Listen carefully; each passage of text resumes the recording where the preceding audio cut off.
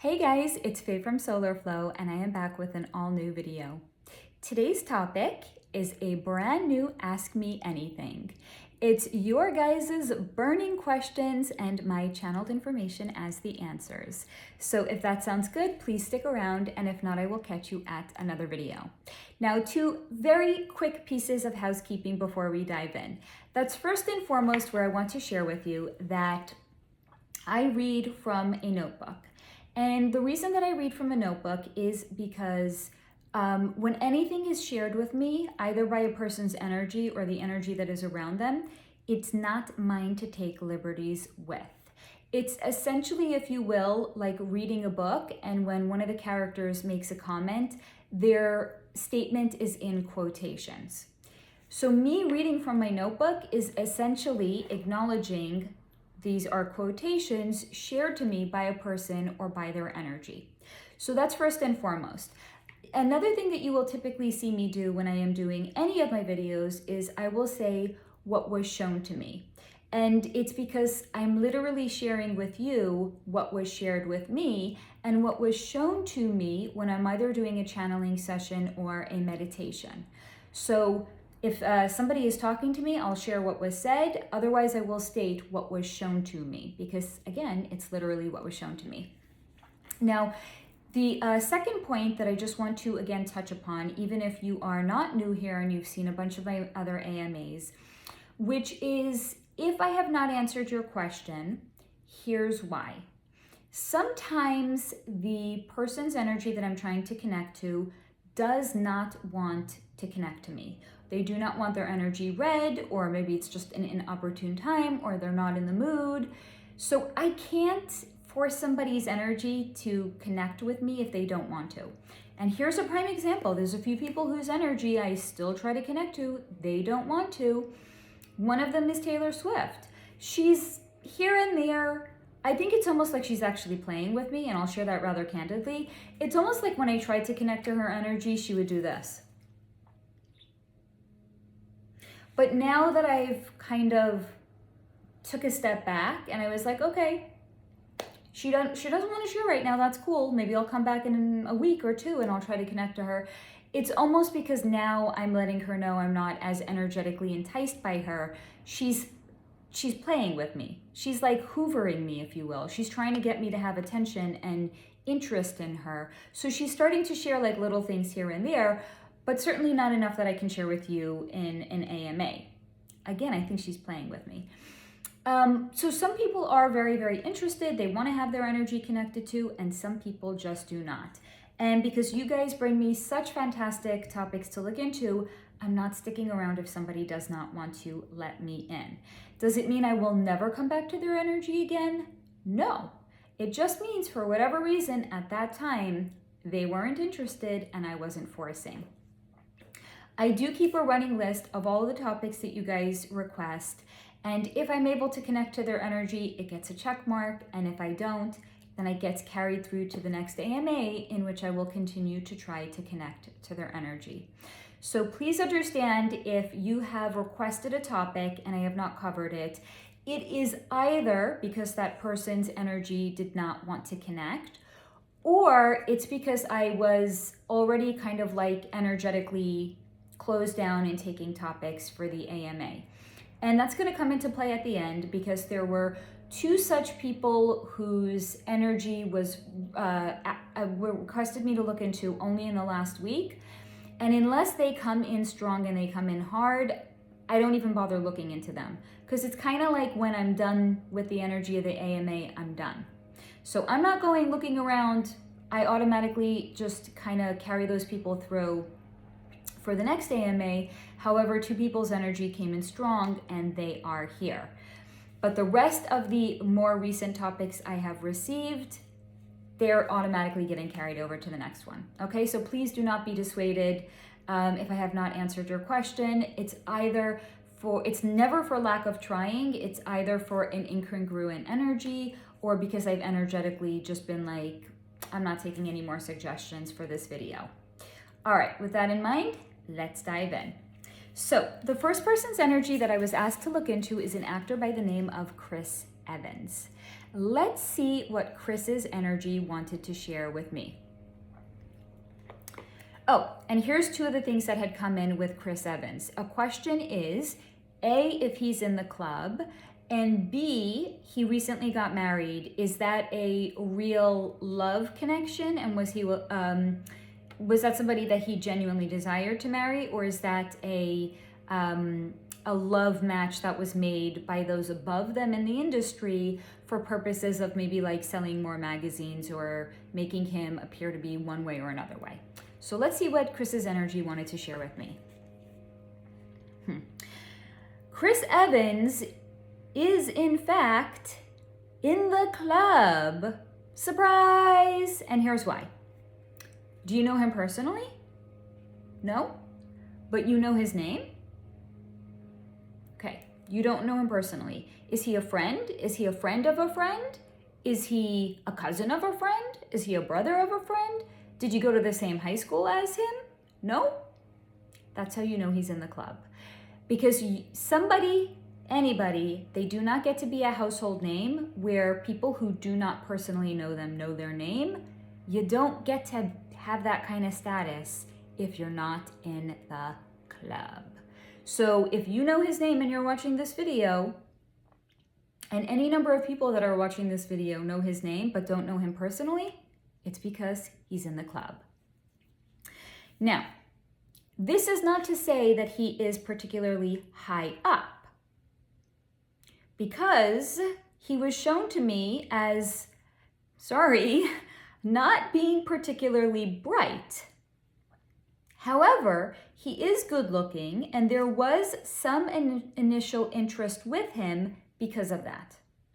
So while he was trying to get into the industry, and maybe he was getting some bit roles here and there, and he was trying to work his way up, they were assessing him and they were playing with him to see what they wanted to do with him.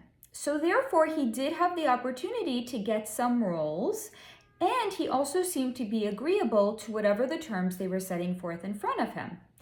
Because if you want to join the Hollywood industry, if you want to join the Hollywood club, there's a contract, just like with the music industry. So whatever terms they were kind of floating around in front of him, he seemed agreeable to them. However, ultimately, it was his lack of intelligence that was turning out to be a hindrance to him, and therefore he was not going to ascend much higher in the club. Now, he was shown to me as being the opposite of Snoop Dogg. And I think I had done a segment on Snoop Dogg in a previous AMA. I'll find it and I'll link it down below if you want to go back and watch it. But what was basically shown to me about Snoop Dogg is everyone thought that Snoop Dogg was either stupid or stoned. But once he would open his mouth, he'd come out with a remarkably astute observation or a comment that would let everyone around him know he was no fool. However, Chris Evans is very much the opposite.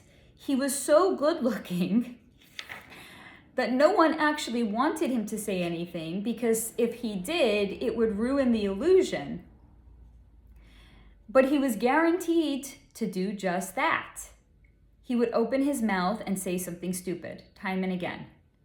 He has absolutely no ability to read the room or to read people, so despite his looks, his popularity in the club started to decline. He is, however, somebody that they keep around as a mid-level actor because he does have some appeal, and he does earn money in the box office because he is a good-looking fellow. However, there will be a cap on his success and how high he can go and what he can ultimately achieve. Now, the question regarding his marriage is, if it's a real one, what was shown to me is that because he's not really in the club anymore, like he's getting his roles, right? He's earning his keep, he earns money for the box office. However, he's not fully ingrained in the Hollywood industry. So because he's not really any longer in the club, He is therefore allowed to have his own life and to marry freely and to marry who he wanted to. So this is a real marriage. This is not one that was orchestrated, like an Angelina Jolie or a Brad Pitt. Now, what was also shown to me is he did marry a significantly younger woman. I said that like it's plural. I'm sorry. He married one woman, not women. And I actually, after I was shown that he married a significantly younger woman, I did go and look it up, and he married a woman that's 17 years younger than him. Now, that's pretty notable. And this is because it's an indication of how he was used and how he was treated during his time in the club by older women, yes, plural in this case, older women that he was servicing. Because if you're a good-looking guy in the industry, that's what you're going to get used for. Because a lot of the directors, their wives may be beards. What's a beard? It's facial hair that conceals a man's face. In the industry, what's a beard? A beard is you have the appearance of having a normal life and a wife and a family and kids. Or even, here's the thing, maybe these directors truly wanted those things. However, it's not their sexual preference. They don't genuinely want to have sex with women. They want to have sex with men, but maybe they wanted to have the family life, so they will have women in their life as girlfriends or as wives that they will have that normal kind of like foundation with, but it's not genuinely the way that they tend to orient themselves sexually. So you may find that there's any number of women that are these spouses or partners to directors or actors. Guess the fuck what? They're lonely. And the men are stepping out, right? It might be a contractual agreement that they have where the men can do what they want and the women can do what they want, but they love each other and they care about each other genuinely as friends. So the women can have their playthings. And if their husbands are in the industry, guess who they're hobnobbing with? Other people in the industry. So lonely wives find these younger men that are trying to earn their way into the industry and earn their way up in the industry. They become the playthings. So, because he married a significantly younger woman, 17 years younger than him, this is an indication of how he was used and treated during his time in the club. That he now then feels the need to be around someone he deems to be safe, and i.e. somebody that is younger than him. So he is therefore the more domineering force in the relationship. However, this is more a reflection of it being a maladaptive coping mechanism. Mercury is still in retrograde, so I'm going to talk like I have marbles in the mouth apparently today. This was shown to me more as being a reflection of it being a maladaptive coping mechanism where he picked up then of a genuine reflection of his need to be in control. So this is not because he's a control freak. This is not because he has narcissistic tendencies. This is more a maladaptive coping mechanism that he picked up in his effort to feel like he has control over his life, where he married a significantly younger woman so he could be the more domineering force in the relationship. So that is what I have for you on Chris Evans. If you have any further questions, please comment down below. Now, the next topic I was asked to look into is, are soap opera stars in the club? And let's see what was shown to me. Here's an answer that's probably going to be wholly and entirely unsatisfactory, but it will make sense. So the answer is, it depends. There's no universal across the board yes or no. One big way to know if somebody is in fact in the club is if they go on to do something bigger or they become somebody more notable after their time on a soap opera. So, for example, Kelly Rippa and Marc Consuelos, they started out on soap operas. However, they've also gone on to do significant things thereafter. They are now hosts of some vapid morning show, right? Hayden Panettiere, as a young girl, started out on commercials and also appeared in soap operas. Yet, more people know who Hayden Panettiere is and know who Kelly Ripa and Marc Consuelos is than any number of the hundreds of other people that started out on soap operas and maybe never even ascended past the level of being on a soap opera. So the barometer is always, again, is this person a household name? And do you know them personally that you know their name? Because if they are a household name and you do not know them personally, again, it's because they are in the club. If they aren't yet a household name, it could be because they are on their way up or because they are being interviewed by the powers that be to see if they want them to join the club. So keep an eye on if people seem to elevate past their status of being a soap star, and if so, that's a really good indication they're in the club. Other than that, there's a good chance they're not. So keep an eye to see what becomes of them. Now, here's interestingly enough, because we're talking about soap stars, I was actually, in fact, asked to look into Kelly Ripa and Marc Consuelos, and since I just mentioned them, I'm going to piggyback them here. So, what was shown to me about Kelly Ripa and Marc Consuelos? Yes, two notable previous former soap stars that went on to have a lot more success and fame in the world. Let's see what their energy wanted to share with me. These are two little soap stars that did good. And what do I mean? First and foremost, to understand this, Kelly Ripa is very much a person whose ends justify the means. So whatever the end result is, it don't matter what she had to do to get there. They got what they wanted in the end. The ends justify the means. However, Marc isn't. He is still haunted and doesn't at all feel good at the price they had to pay for their success. He is much more an empathic, more sensitive person than Kelly is. Kelly is much more type A and a get up and go kind of a person. So while Marc would have been content with his soap star status and the success that he had, that would have been enough for him. He didn't necessarily need more than that. But he and Kelly really did fall in love when they were co-stars on a soap opera. And she wanted to push the barometer. She wanted more success.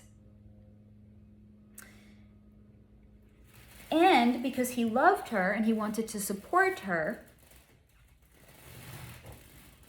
he decided to join her in that. Now, it's not to say she didn't love him. She did. They really did genuinely fall in love.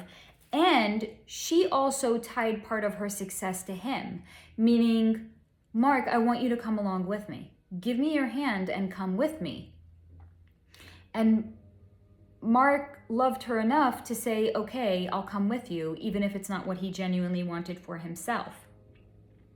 He felt like he had to join for her because he did love her and this was something she really wanted. But she also wanted him with her. He shared with me that he tries not to think about it. He tries to be happy and he genuinely tries to enjoy their success. And some days are better and easier than other days are, especially the busy days. In this regard, he's really glad for the success and the long days that they work because it basically keeps him distracted. The busier he is, the less he thinks about any of it. But Kelly, from Marc's point of view, she seems to have never thought about it again, and that really makes him wonder about her. He'd never leave her, nor would she ever leave him, but he still does wonder. And that's where he ended the conversation with me. So I hope that answers any questions that you have on Kelly Rippa and Marc Consuelos. And if not, please do comment down below. Now, the next topic I was asked to look into is, does listening to hip hop music or watching horror movies affect our vibration? And I thought this was something fascinating, something I never would have thought to have looked into. And this is what was shown to me. Yes, it can affect our vibration, however, but not necessarily can it affect it negatively. And here's why. Because anything that we enjoy will in fact raise our vibration. So if we happen to enjoy a hip hop banger, it will raise our vibration. Because not all of anything is either good, nor is it considered bad. There's varying degrees of everything. And the example I'm going to give you is very personal.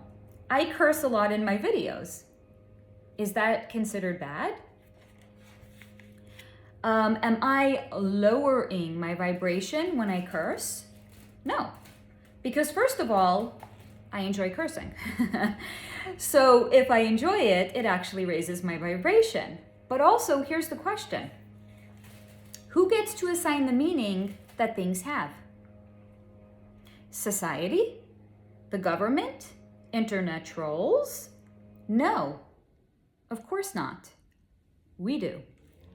So when we're assigning meaning, it's the meaning that we assign to it. It's not the way other people view it. So if somebody enjoys getting scared out of their mind while watching a horror movie, they have assigned a favorable meaning to it. Therefore, it cannot negatively impact their vibration. And if a person's a person's guides will 10 out of 10 support that person's enjoyment of watching a scary movie or listening to hip hop music if they enjoy it, versus watching some lame ass vanilla movie that they don't enjoy or listening to music that's so-called considered appropriate, but that they don't enjoy. Because whatever lights somebody up is what is always going to be something that will raise that person's vibration. And our guides are always down for that. So you do you, boo, whatever it means to do you and raise your vibration. So I hope that answers your question on that. And if not, please do comment down below. Now, the next topic I was asked to look into is, can weight issues be a soul contract? And this is what was shown to me. Yes, but sort of, not actually, really, which sounds really fucked up and confusing, and I'll explain. Which is to say, it's not exactly a soul contract, but it's actually rather a soul's decision prior to incarnating into any particular lifetime, what kind of body they want to inhabit. So it's similar to the way we would dress on any morning when we get up. How do we want to dress our bodies for the day? So this morning when I got up, I put on a green sweater. This morning when I got up, I parted my hair to the left instead of to the right. I put on, this jewelry instead of other jewelry. How do we want to adorn our bodies on any particular day? So if you will, look at our days here on the earth plane akin to a soul's life on the other side. The duration of a particular life is different when we're in the 3D and we're on the earth plane versus the duration on the other side. Because a lifetime on the other side is like that. So it would be, imagine if you will, I get up and I know I'm gonna work out. I'm gonna put on workout clothing. And then when I'm done working out, I take a shower and I change. That's what it's like on the other side when we choose to come into an incarnation and inhabit a body. It's, what am I gonna wear today? Because sometimes we dress for comfort, sometimes we dress for necessity. Is it cold? Is it hot? Sometimes we dress for self-expression. Sometimes we even dress outside our comfort zone, like we are trying on a different version of ourselves. Our souls very much do the same thing when they choose to come into any particular lifetime. What body or what outfit do we want to wear on that particular day or in that particular life? So since time is far different on the other side, our day is like a life to a soul. So it's a particular body or outfit we choose to incarnate into. Because here's the thing also. We've all been both genders. Yes, there's only two, no matter what society tells us. We've both been both genders, and we have also inhabited bodies in every religion and every race and many, many multiple times over, trying on our different so-called outfits as we explore the different facets of ourselves while we are in them. Because Earth is where we come to have experiences we won't have anywhere else. Some places in the universe, we don't even have bodies. And we are just pure energy. But here we do have bodies. So our souls enjoy the prospect of dressing up and exploring how we feel in our costumes. So I hope that answers your question, and if not, please do comment down below. Now, the next topic I was asked to look into is this idea of nostalgia. And why are people into very nostalgic things? And I'll explain what this is if you're not sure about like this idea of nostalgia. And it was also shown to me that there's two reasons, but first I have to responsibly hydrate. So I'm gonna take a sip of water. This is your reminder if you are not consciously and responsibly hydrating, maybe take a sip of water. Okay, so nostalgia. This might, for example, be why people are very drawn to a particular decade or a particular timeline. Maybe they'll dress like they're from that time, or maybe they like to keep memorabilia from like the 1980s around them. That would be two examples of like ways in which people could represent their nostalgia, okay? So this is what was shown to me. There are two distinct reasons that were shown to me, okay? So the first one is, if it's from a long bygone era, like young people that are alive today, that were not alive back then, like maybe a 20, a 30-year-old, and they're dressing like they are living in the 1950s or in the roaring 20s, that's because their soul has a strong remembrance to a life that they have previously lived in the past. So it's, if you will, an unremembered level of attachment. They don't maybe necessarily consciously remember that they were alive during the 1950s, but their soul does. And their soul is attached to that particular time, so they like to dress as if it was that time period. But it's because it's an unremembered attachment that their soul has. So that's the first way that nostalgia may show up, and why people aren't into dressing like they're living in another decade. Here's the second thing. If it is, however, where people are nostalgic for a time period that they themselves have lived through, a la collecting things from the 1980s, if you were a kid in the 1980s, for example, it is because it's taking them back to a time that they themselves personally felt safe. It's similar to the way that as adults, we may buy the same brand of ketchup as our mothers did because it reminds us of a time when we were little and our lives were more simple and we were loved and we were cared for. It's exactly like that. So when we see people that are nostalgic for the past, it's not necessarily the why are they nostalgic for the past, But it's why them being nostalgic that actually matters. Because it's a response to how they may currently feel in their life, such as feeling scared or overwhelmed or dysregulated, or feeling like they have a lack of control in their own life. And it is therefore a desire and a reflection for them to feel safe and secure again. So that is what I have for you on nostalgia. Please let me know if you have any further questions down below, and we're gonna move on. Now, the next topic I was asked to look into is why do some celebrities like having their energy read and why some don't? Also, the same would be for serial, I don't know if I could say the full word, people that take other people off the earth plane, they would be considered a serial killers. So why do some serial taker offer of the earth planers like their energy connected to and like their energy read, and why some don't? Why do some celebrities like their energy read, why some don't? Let's see what was shown to me.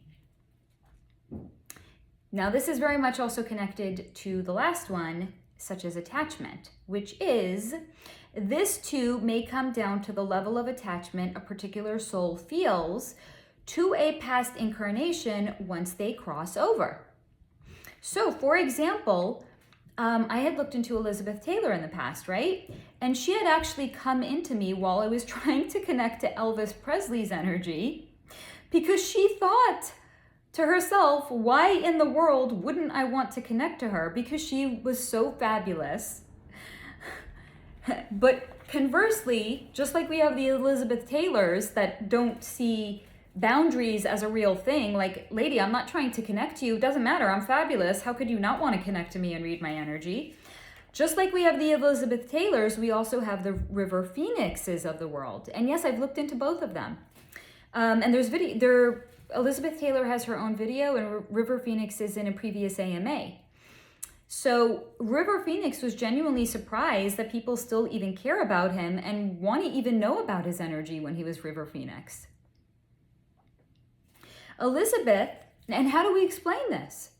Elizabeth was somebody that was deeply attached to who she had been as Elizabeth Taylor. And she still thus then therefore identified to her even in the afterlife. She wasn't coming in and she's like, hey, I've had all these other amazing, fantastic lives. One of them happened to have been Elizabeth Taylor. Do you want to hear about my lifetimes? No, it was just like, I was Elizabeth fucking Taylor. How do you not want to connect to me and read my energy? But River Phoenix didn't. This is why one of the tenets of yoga philosophy, yes, yogis actually have philosophical tenets to live by, is practicing non-attachment. Because the more attachment we have in life, the more anchored we are to the earth plane. And therefore, the more anchored we're going to be to the earth plane, even in death. And those are, what did I write here? And those are the souls that stay close to the earth plane and cling to their old identities like it's a life preserver. I'm gonna die if I don't cling to this motherfucking identity. Those are the souls, therefore, that then get bound here by their own attachment. And if it's hard to leave their identity, you can then therefore imagine how hard it is to leave the earth plane as a whole. It's a fucking life preserver. Who they were known in the 3D is all they know and all they want to know, so they cling to it. Therefore, the less attachment one feels, the easier it is for them to leave and to go on to the next set of adventures our soul may have. That just may not be on the earth plane or around the earth plane. So part of the reason that people mistake the earth as a prison planet, i.e. the souls can never leave here, right, is actually due to this concept of attachment. Let me explain this a little better. Some people think the Earth is a prison planet where we can't get out of the reincarnation loop because we die, we come back, we die, we come back. Now, part of what a reincarnation loop may be, because, and here's the thing, there's different distinctions and I'm going to go through all of them. So one of them may be that a person has any number of karmic shit. It could be both good and bad, or that's a real oversimplification. It can be blessings and lessons. So part of that soul's evolution here on the earth plane is to come back and to work through lessons. But it may be because in previous incarnations, they've done great notable things and then they have blessings to collect in subsequent incarnations. So do they really not want to come in and collect all of those blessings that they have queued up for them? No. They may want to stay here and collect those blessings before they move on. Same thing with lessons. A soul may have particular soul contracts that they've spaced out. Like, I don't want to have, imagine if you will, you're in first grade. Do you really in first grade have the capacity to learn all of the curriculum for first grade through 12th grade? No. That's why it's spaced out and it takes 12 years to learn, because there are certain concepts that at that young, tender age, higher concepts have to get stacked on top of it, but you can't get to those higher concepts unless you've mastered those easier, more basic concepts. Think of math, for example, right? Can you do algebra if you haven't even learned 1 + 1? No. So therefore, the soul in our infinite wisdom and in our conscious creating of the lifetimes that we want to have here, we may choose to break up the lessons that we're going to experience, so it's not going to be too much in one lifetime. So we may say, I got some lessons I agreed to come in and experience. I'm going to space it out over 5 lifetimes.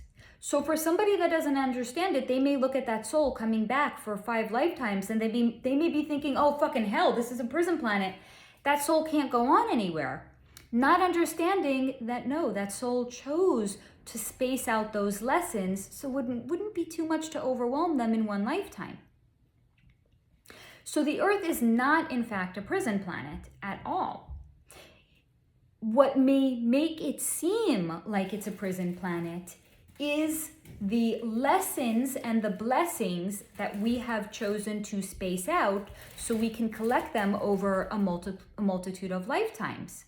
Maybe you're going to have a really fucking hard lifetime and you've done it that way because you know the next lifetime is going to be nothing but smooth sailing and blessings upon blessings.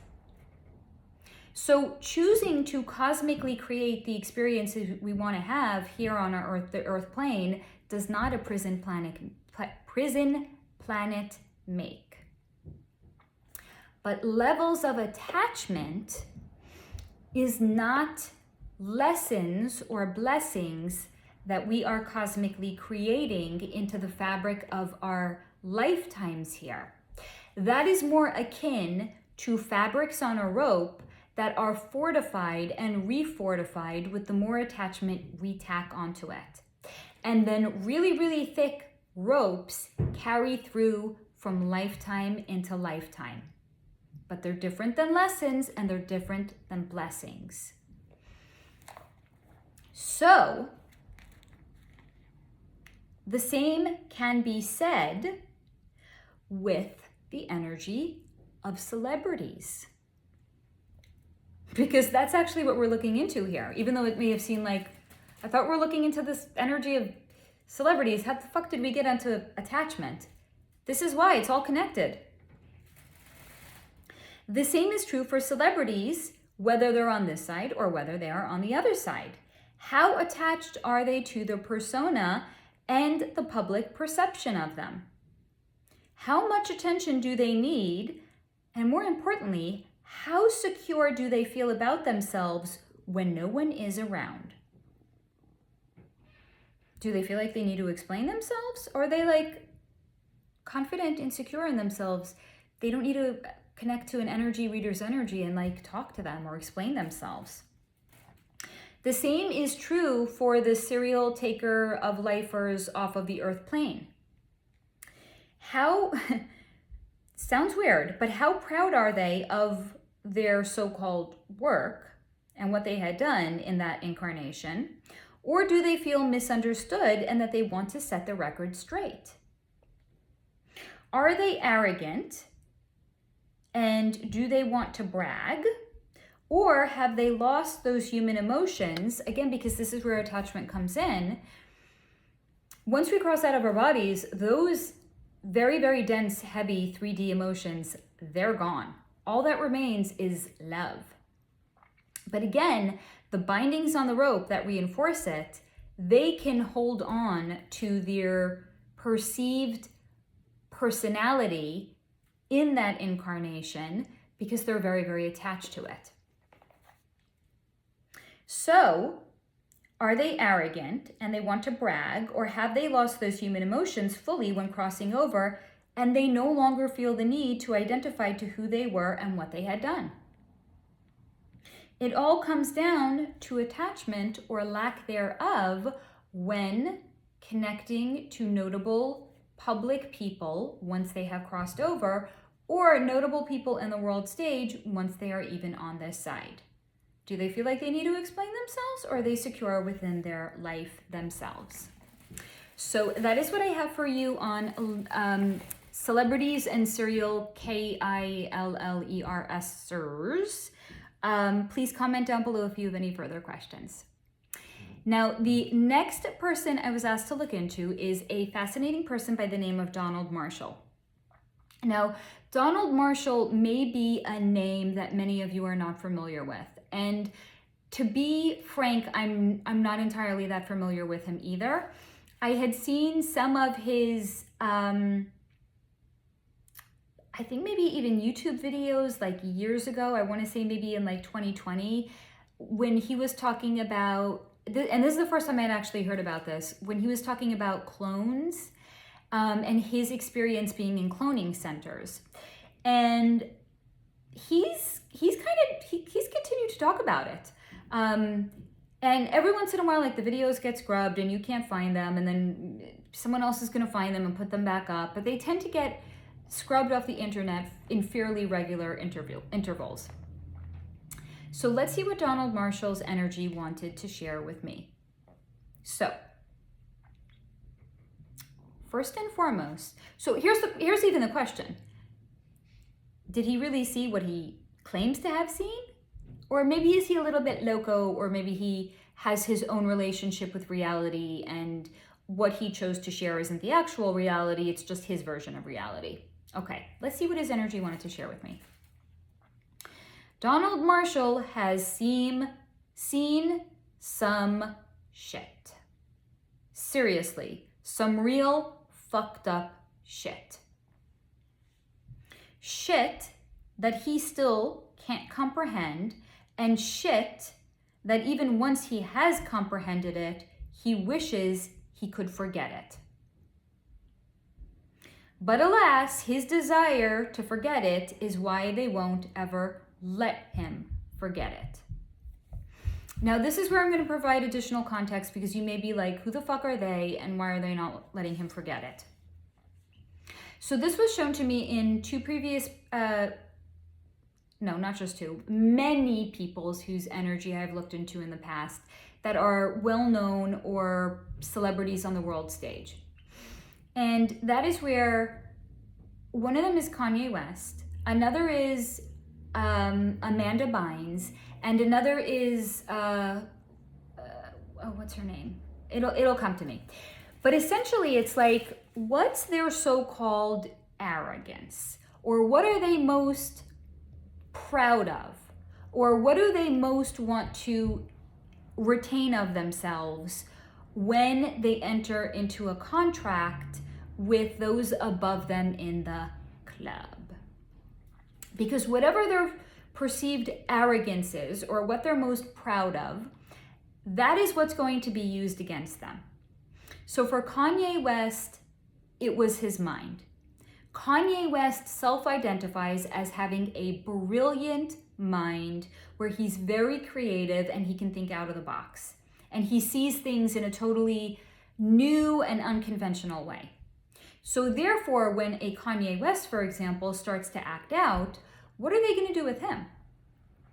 They're going to threaten him and they're going to say, yo, Yee, if you don't clamp it and shut the fuck up, we're going to scramble that precious brain of yours. And if that doesn't work, like what happened a couple of years ago, he was on tour and he was saying some things they didn't want him saying because it wasn't in the approved script that he was given. Then suddenly he came down with exhaustion and he had to stop being on tour. And then we were told that he had been diagnosed with, I think, like bipolar disorder. They shut them down because they're not reading from the approved script. And what they'll do when they shut them down is they'll go after their arrogance or whatever it is that's near and dear and most meaningful and important to them. Now, what was also shown to me about that little actress Amanda Bynes and why she's had so many public meltdowns is because her resilience, her mental resilience, was what she herself was most proud of. So they shattered her mind, and that's why we see her having these very public displays of what appears to be mental health concerns bubbling up to the surface. It's because she had mental resilience, so they shattered her mental resilience. Because when you enter into the club, you are owned. They give you a script to read by, and then as an insurance policy to making sure you read by the script, they do MK Ultra mind control on you so that you think that the script you're given is actually how you yourself personally feel about these topics that you're speaking out about, even if they're not. But sometimes the person's personality retains, or sometimes they're really, really mentally resilient, a la Amanda Bynes, and they'll shatter her. Now, did I have the name of the other person I was thinking of? She's a singer, Avril Lavigne. So for Avril Lavigne, she didn't want to join the club, but she loved performing, and for her, life didn't feel like it had meaning if it was going to be a life devoid of performing and singing. Not because she wanted the attention and not because she wanted the adoration of the audience. It's because she genuinely loved to sing and perform. And for her to give that up and go get some, typical boring 9-to-5 job would have been soul crushing for her. So they started to give her a taste of what it was going to feel like before they said, okay, we've come to collect. You got to join the club now.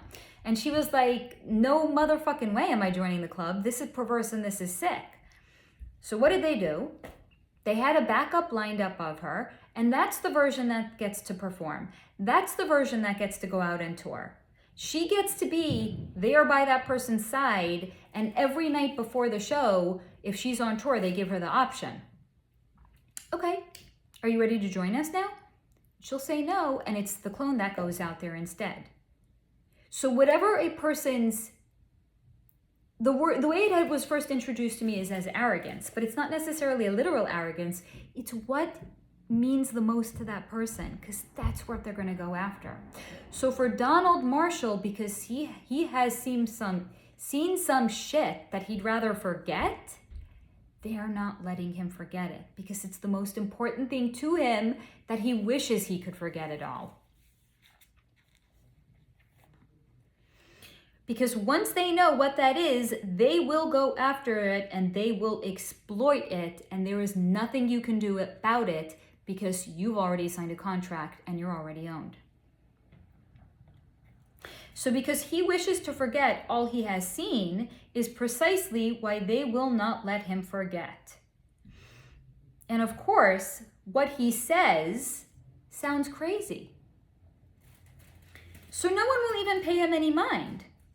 But he knows what he's seen, even if what he has seen has caused him to question his own sanity and question his own will to live. It's also caused him to question if there is in fact a God, because how could God allow this? But mostly it makes him question man and our capacity to be so cunning and to be so cruel. And those are the thoughts that keep him up at night. That and what he's seen. So he's answering if what he's seen is real. We just have to read between the lines of what he's saying.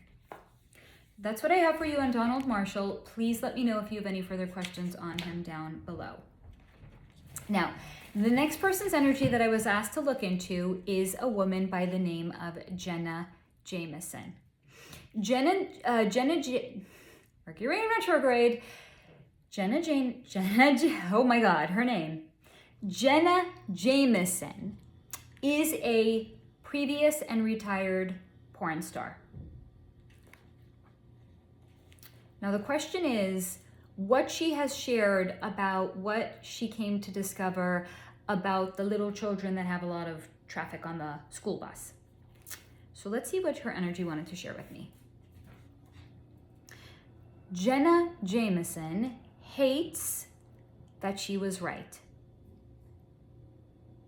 She also hates that it's coming from her because she's a former porn star and no one respects or takes a former porn star seriously. And when people meet her, they always do a not so subtle once over of her body and then her face. And then if they're a man, their eyes get a faraway look as they're trying to place her and trying to figure out or remember if they've seen her before in some of the porn that they've consumed. The woman too will assess her, but it's to see if she is in fact beautiful or if they think that they are more beautiful than her. But nobody doesn't not look at her. And this men especially can't help but to stare at her breasts. Of course, none of this is something she ever thought about when she was younger and she got into the porn industry. She was just running away from her trauma and attempting to regain control of her life and of her body. There was no future, only the now, and only the horror that she tried to replace with feeling wanted and desired by men. But that, of course, didn't work. And then the addiction followed. And if it wasn't an addiction to drugs, it was an addiction to feeling loved. But she always was left feeling used and disappointed by the men in her life that claimed to love her. And she always ended up feeling like she was a prisoner of her own body and the industry she ran away and ran into. So essentially, she acknowledged she traded one trauma for another trauma. The trauma of what she had endured in her childhood that led her into porn, and then the trauma of what she endured being a porn star.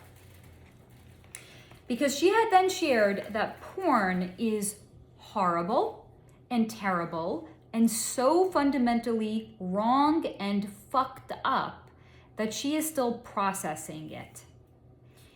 Yes, it's easy to be seduced by the money and by being told, don't worry, you are in control and you'll never have to do a scene that you don't want to do, and you'll never have to have sex with a male co-star that you don't want to have sex with. However, any girl that gets into porn is wounded and damaged and lack boundaries and will always end up giving in, saying yes, and hating themselves for it after. And while it seems like a dream for men to be in the porn industry, they too are seen as nothing more than prized horses who are used for their, I don't know if I could say the word, their male genitalia, but she didn't use the word penis. She used, I'll spell it. They're used for their DICKS, is. Because again, this is in quotations. I'm not taking liberty with what she had said. They're seen as prize horses, and they're used for the way breeding horses are. So yes, when me, Faye, say that the industry is demonic, she agrees because it really is. And she also added, it's soul-sucking, sad, and once you get in, you don't ever really get out because the evidence of your involvement in the industry lives on forever.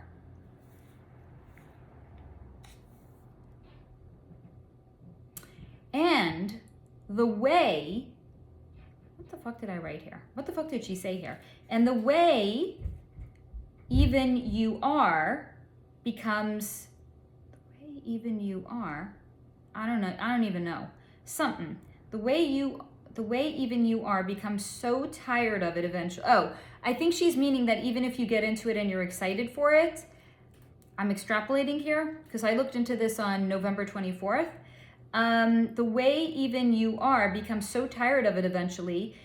The women, the men, the directors, everyone, that doesn't make sense. Hold on. The way, I don't even know. Jenna, can you clarify? She's telling me stop looking at that. She wants me just to know that when she was looking around at the industry, she was looking at how tired and fatigued everyone had become in the industry. The women, the men, the directors, like they were porned out. They were so fucking played out of it already. Everyone involved and seeing that really stirred something inside of her because she realized the super rich can afford anyone and anything, and no one really says no to them. So even they too must tire of it, right? The men who are getting into the industry, they're like, well, this is fucking fantastic. A few months later or a few years later, it's like, my fucking God, I need a fucking break from that. I'm not even excited to like shag some beautiful woman. Because the super wealthy can afford the finest foods, alcohol, and again, I'm not going to take liberty with the word that she had brought into me. They can afford the finest food, alcohol, and the more vulgar way of referring to women's genitalia, and I'll spell it out, the PUSSY, that money can buy. So eventually, they too must become bored at some point. And this idea lived inside of her quietly until she herself had become a mother. And then seeing the way her children were often looked at, she had this aha moment and suddenly it all clicked into place for her. She realized that the super wealthy or the depraved don't want another piece of ass. They want something perverse, something that was a little off, something that was different, because it's a reflection of them. Here she is acknowledging like attracts like. They were bored with all that their money could buy, and they wanted something else, something unique, something only their money could buy, because their money is what had already set them apart. So they might as well do something with it that would further set them apart. But their victims didn't care about it, because their victims were young and pliable and looked at them with fear in their eyes, and that would then in turn make that wealthy or perverse person feel powerful. But these are the things no one listens to her about because she's just a whore. I'm saying that sarcastically. She's saying it sarcastically. Not my opinion. But you don't have to be chaste or virtuous to know what's going on in the world. And usually it's the ones that are not chaste and virtuous that do know what's going on in the world. Because according to her, a suburban housewife running errands in her Lululemons while sipping her latte without a care in the world certainly doesn't know or doesn't care. Their concerns are whether their husbands are having an affair or fretting over what color to get for their next manicure. And maybe they too used to watch porn with their husband for some added spice. But no one thinks about the porn stars and what they've lived through and what they've seen and now what they know because of it. Like maybe the entire porn industry was a beard to distract us and to trap our attention and to divert it away from the truly sick shit people are after. Again, what's a beard? it conceals a male's face. According to her, maybe the entire porn industry is actually just a beard to the sick shit that people are truly and genuinely sexually interested in. Because if we actually go by what's in the news, it's not non-consensual sex that a man had with a woman. What actually is it? It's about kids on the bus and a lot of traffic that they're experiencing, or it's about the authorities busting a known sexual den with underage minors that were inside of it and were being used, or it's about the Disney executives and the Disney producers that are getting busted for having kitty porn on their devices. And even she reminded me that the guy who so-called debunked that story around, how can I speak in code? That story about a pizza shop that had a gate around it? Pizza shop with a gate around it? Even the guy, the reporter who so-called debunked that story, doesn't he have a laptop full of kitty porn on it? That's just a coincidence.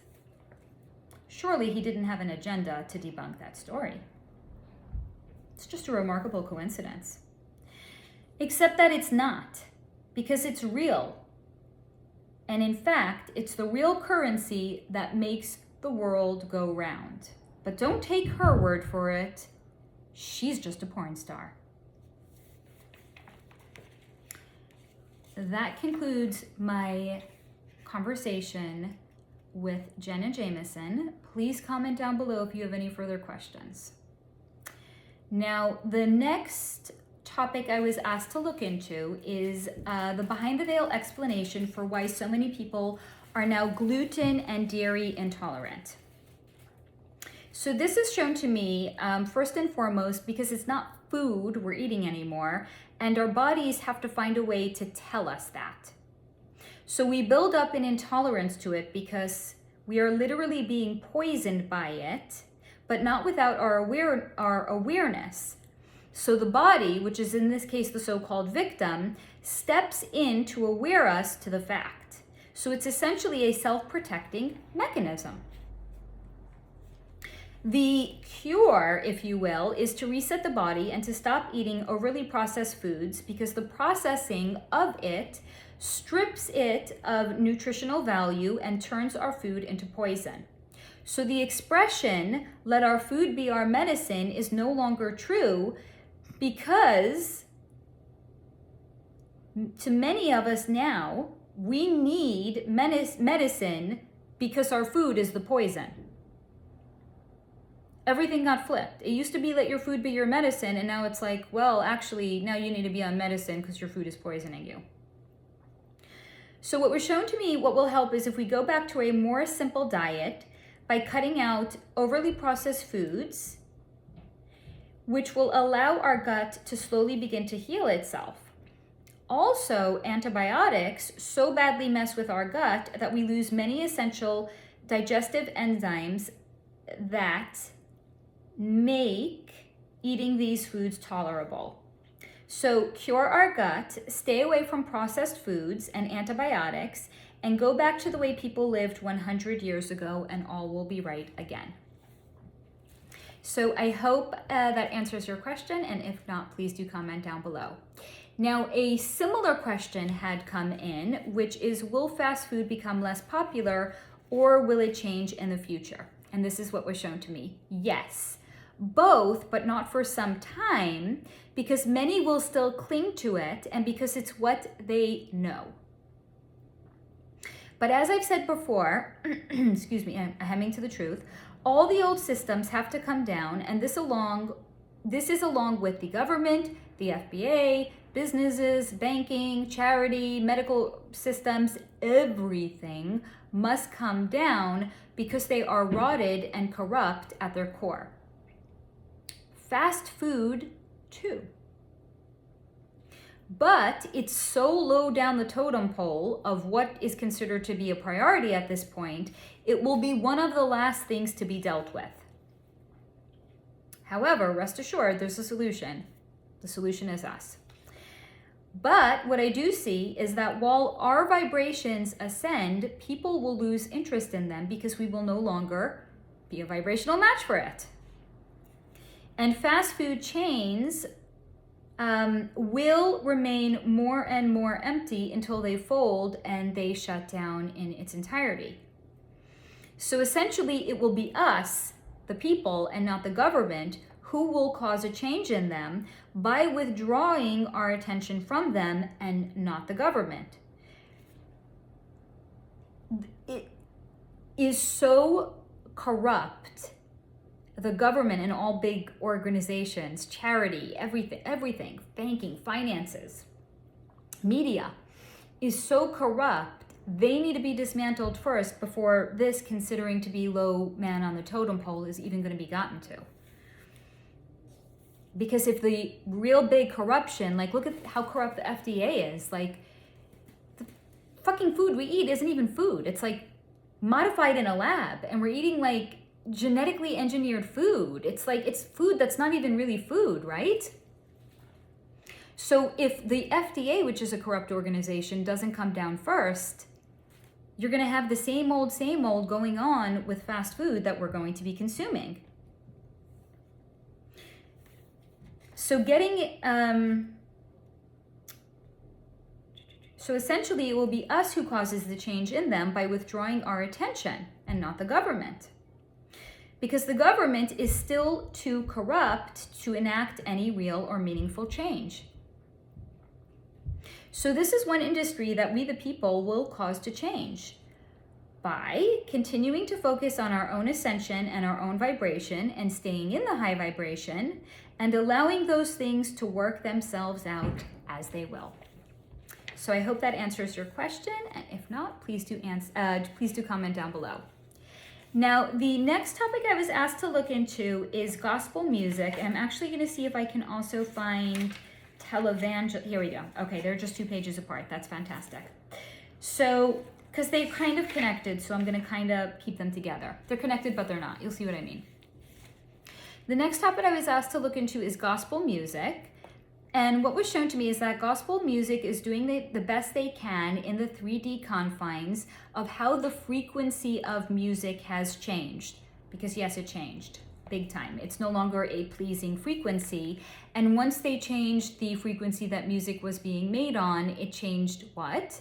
The vibration and the energy. And because they lowered it, that allowed lower energy and vibrations and influences to infiltrate the music industry.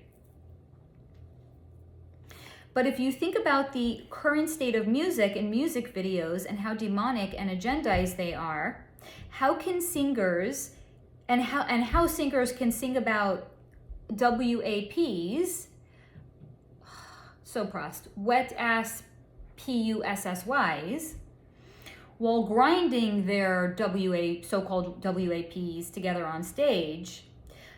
Gospel music, however, may see a large influx of new listeners, because people, as we wake up and as our vibration ascends, we're no longer a vibrational match for this junk that's being sold to us as music these days. So gospel music may see a large influx of new listeners because people are seeking something other than they're seeking something other than what is being jammed down their throats by popular culture. Because how else can we explain the phenomena from a couple of months ago? There was a Jewish band from the 1990s called the Miami Boys Choir, and how their popularity blew up all over again. Because they were wholesome, clean-cut, cute little kids that were singing these wholesome, clean-cut songs about wanting to go back to Israel and loving God, and it was wholesome. There was no agenda. So this is all very positive, as it indicates that individually and society, we want more and we want something else as our energy ascends. That's what I have for you on gospel music. Now, Similarly, I was asked to look into televangelists. Fascinating, very different, but they're kind of connected. So a televangelist is someone like a Joel Osteen that is they have a flock, they have a community, they have their church, but they also have a TV show. And they're televised. And it's like an evangelist that's televised, hence televangelist. So let's see what I was able to get out of televangelists when I looked into what's going on around them. Televangelists that have their flocks and have their communities and they have their TV shows are given a script to read from, like most on the world stage. They are allowed to have influence, a community, and to influence their community and those that are watching on TV that are part of their community, as long as they do as they are told, say what they're told, and they stay within the lines. Interestingly enough, what was also shown to me is that some are literally cast for the position as it's a literal role that they are playing on TV. Did they really hear the call to God? Or were they cast to play the role of someone called to God? Because again, it's a household name. Do you know them personally? Some who genuinely felt called to God and are moving their way up and gaining influence, what was shown to me about them is they will be corrupted with so-called sins of the flesh, whatever that means to that particular person, and then they too will be owned, as they now will live in shame, and they do not want the truth of how they were corrupted with sins of the flesh to be revealed. Because one thing we know is Team Darkside loves to corrupt and lock down those of us who are genuine and are living in the light and our Team High Vibe, because we are the ones that have true influence and can help lead the world. It's just like with the music industry. Team Darkside will lock down the most high vibe performers or songwriters there are into contracts, because it's a way for them to direct that person's magnetism either while performing or songwriting, where that person will not now be given the opportunity to spread positive vibes, but are first corrupted to lower their own vibration. And then either they are given low vibe music to perform or to sing, or they are writing low vibe music under the influence. So whatever they then create is going to be low vibe, because their energy has been corrupted. We know this, I don't know why I'm claiming that we know this to be true. I'm sure I have a reason though, but I wrote, we know this to be true because look at society as a whole and how it seems designed to lower our vibration. With liquor stores open on practically every corner, free porn, garbage food, plus the influence of pop culture. WAPs, y'all. What they do to us is what they do to those in every industry. Music, televangelists, etc. So it is indeed a spiritual war that we are involved in right now. And it's done to our souls to try to prevent or stop our ascension, because that's what's being fought for, our souls and our ascension. So the televangelists are just another example of false idols. So that's what I have for you on televangelists. Please comment down below with any further questions. Now speaking, because we were just talking about gospel music, another person whose energy I was asked to look into is Quincy Jones.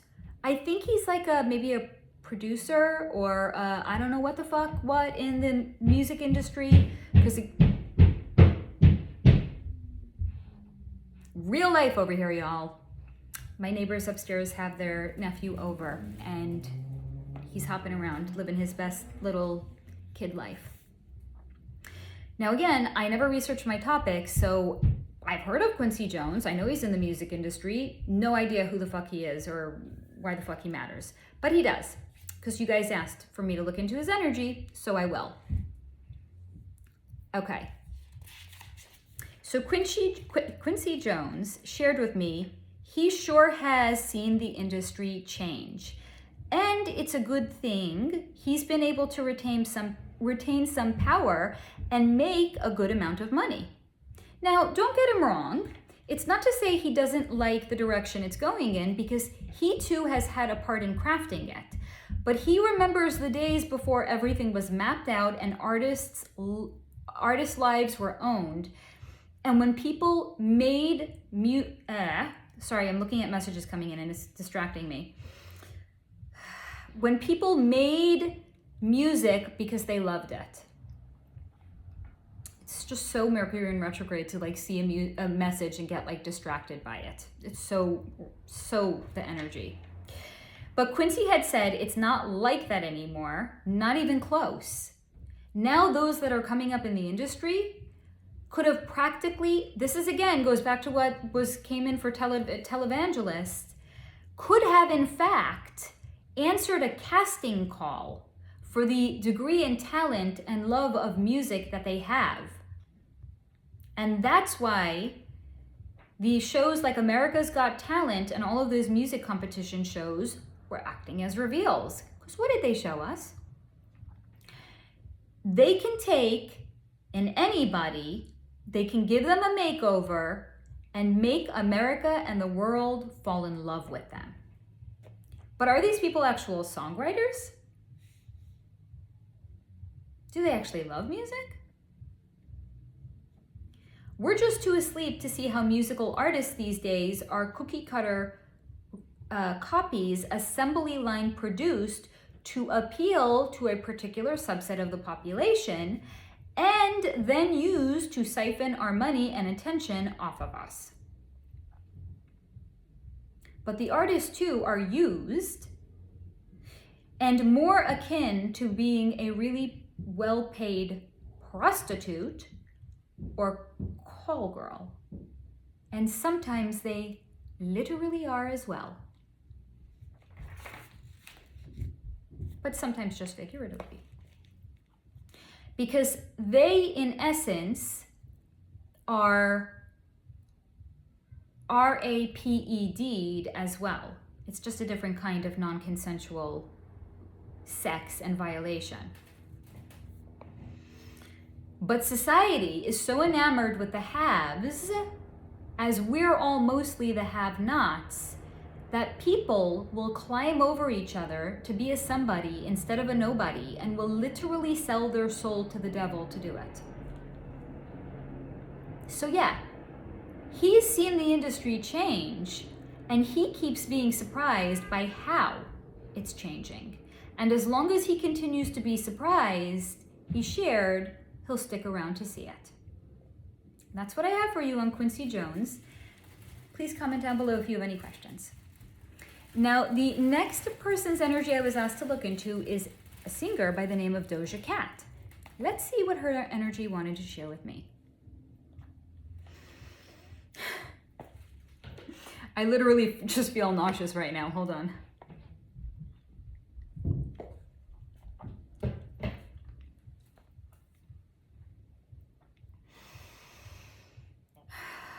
Breathe, y'all. Doja Cat is down with everything the industry does and down with her image and how it is being represented. The demonic videos, the being covered in blood for publicity. She is most definitely an energetic match for the industry she is in, and they did not need to threaten, coerce, or scare her into doing it.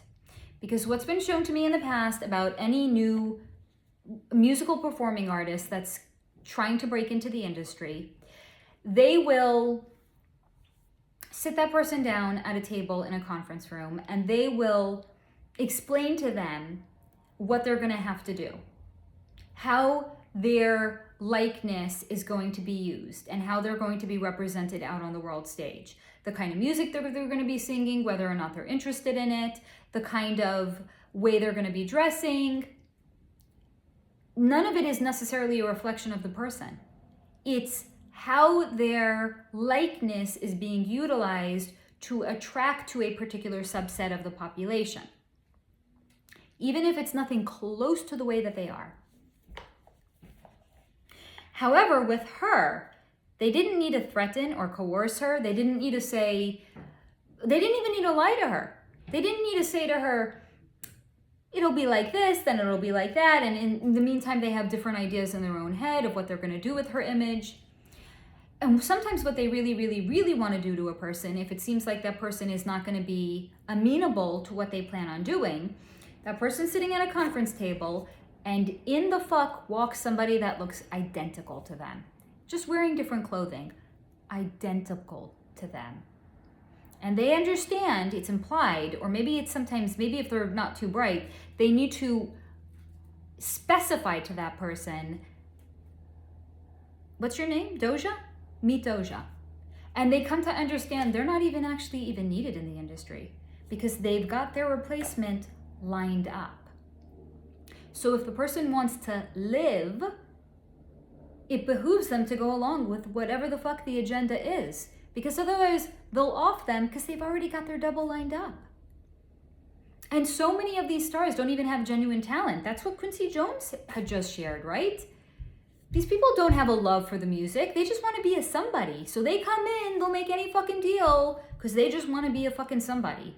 And what they do in the studio with the way the person's voices sound, they make them sound like they can sing even if they can't. And when those people go out on tour, they're lip singing. They're not even singing.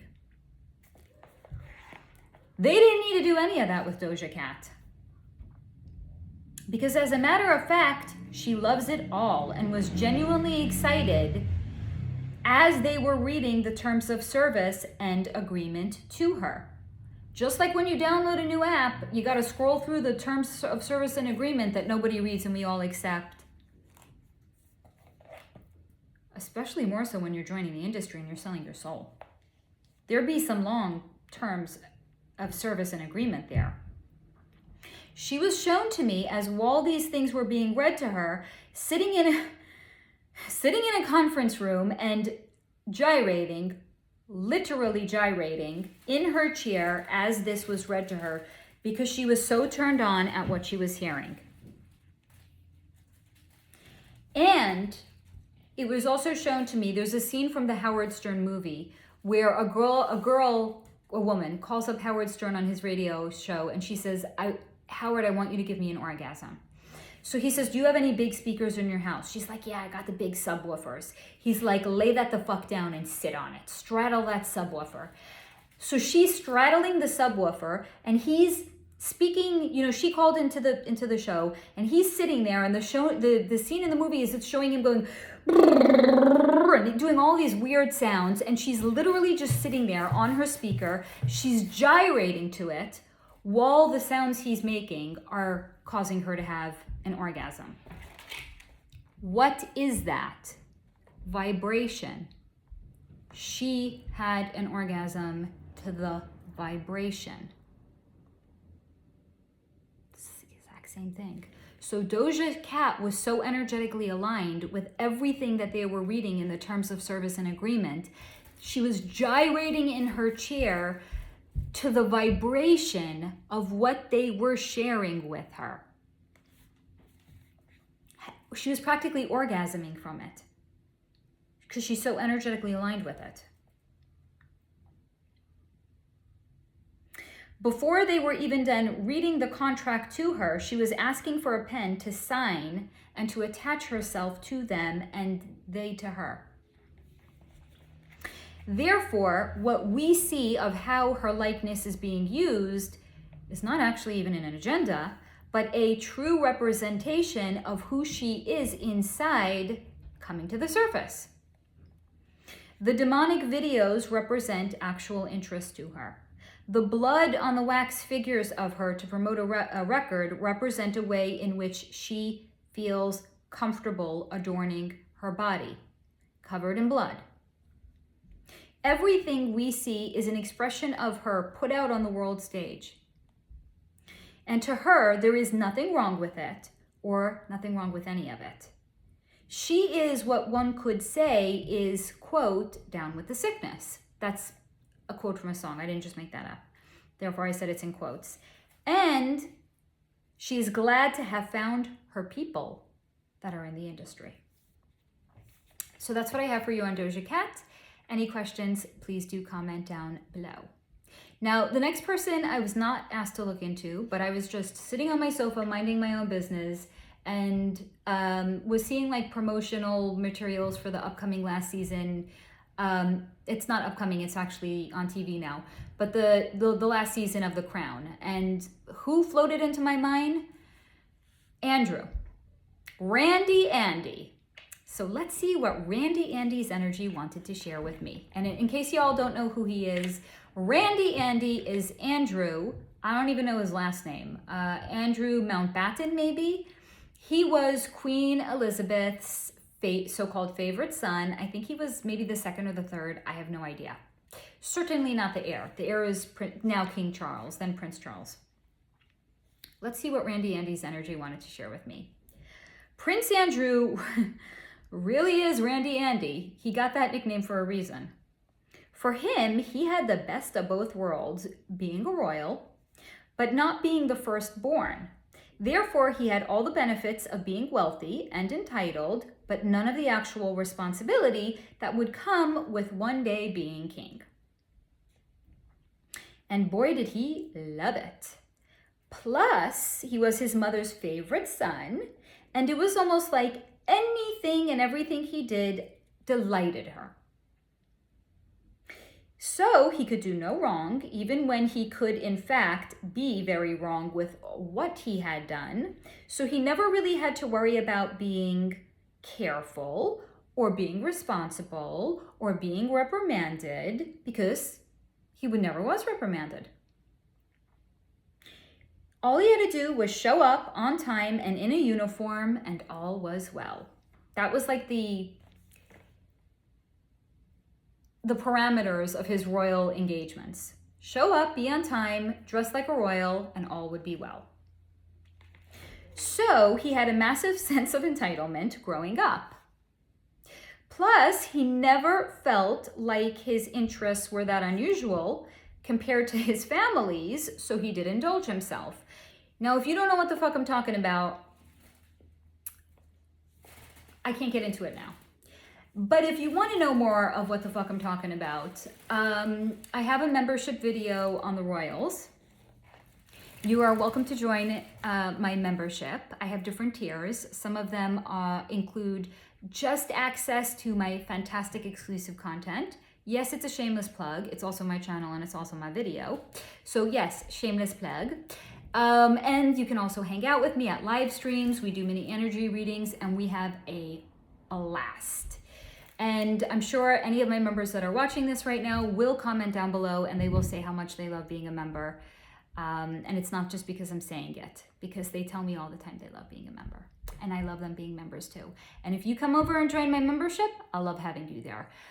But the point is, this is a little bit too, I can't get into what the royals are up to right now and why, though his interests would be like next to nothing compared to theirs. Like some things I had to move over because they're a little controversial. I'm just going to leave it at that. So again, he never felt like his interests were that unusual as compared to his family's, so he did in fact indulge. Now, what was shown to me about him and Fergie is that the mother of his children, they were married, they're now divorced, is that they did in fact have a lot of sexual compatibility. And what was shown to me is they were also swingers. And what are swingers? It's people that are in a committed relationship, but they are not monogamous. And they can either, whatever the terms of their agreement is, they'll either bring people into their relationship sexually, or they can have partners sexually outside of the relationship. But they were shown to me as being swingers and were both open to bringing friends or multiple friends into the bedroom with them. So he truly felt he had met his match with her. She had the same interests as him, and they had sexual chemistry. So he felt like finally he met a woman that would not judge him, but would join him. And they loved each other as friends do, and felt that with each other, they could genuinely be themselves. So it was a win. Now, Andy was shown to me as having an insatiable sexual appetite due to his boredom. He is not somebody that is particularly deep, and he is very content to live a surface 3D life, which left a lot of space for boredom to ensue. He's not gonna pick up a book and read. He's not gonna meditate. So, if you wanted to know, yes, of course, he had sex with Virginia Giuffre, who brought a lawsuit against him, and they have since settled, which she claimed she had consensual sex with him when she was 17 years old. So, yes, of course he slept with her when she was a minor. Yes, of course he slept with countless other young girls like her, and younger too. He was a fucking prince and felt untouchable, so why the hell not? Nothing was going to happen to him anyway. And while he was young, and when he was younger, he was on the more attractive side, nothing bad did happen to him. But it's one thing for a 35-year-old prince to want to sleep with a 16 or 17-year-old, someone that's on the cusp of being considered an adult. It's entirely another for a 50-year-old to want to sleep with a 16 or 17-year-old. Because the older the man gets, the creepier it gets when they want to have sex with an underage girl, even if they're just on the cusp of reaching adulthood. And it's always the creepy old men that are the last to see it. Plus, he was surrounded by other creepy old men and creepy women of all ages enjoying themselves on Epstein's island.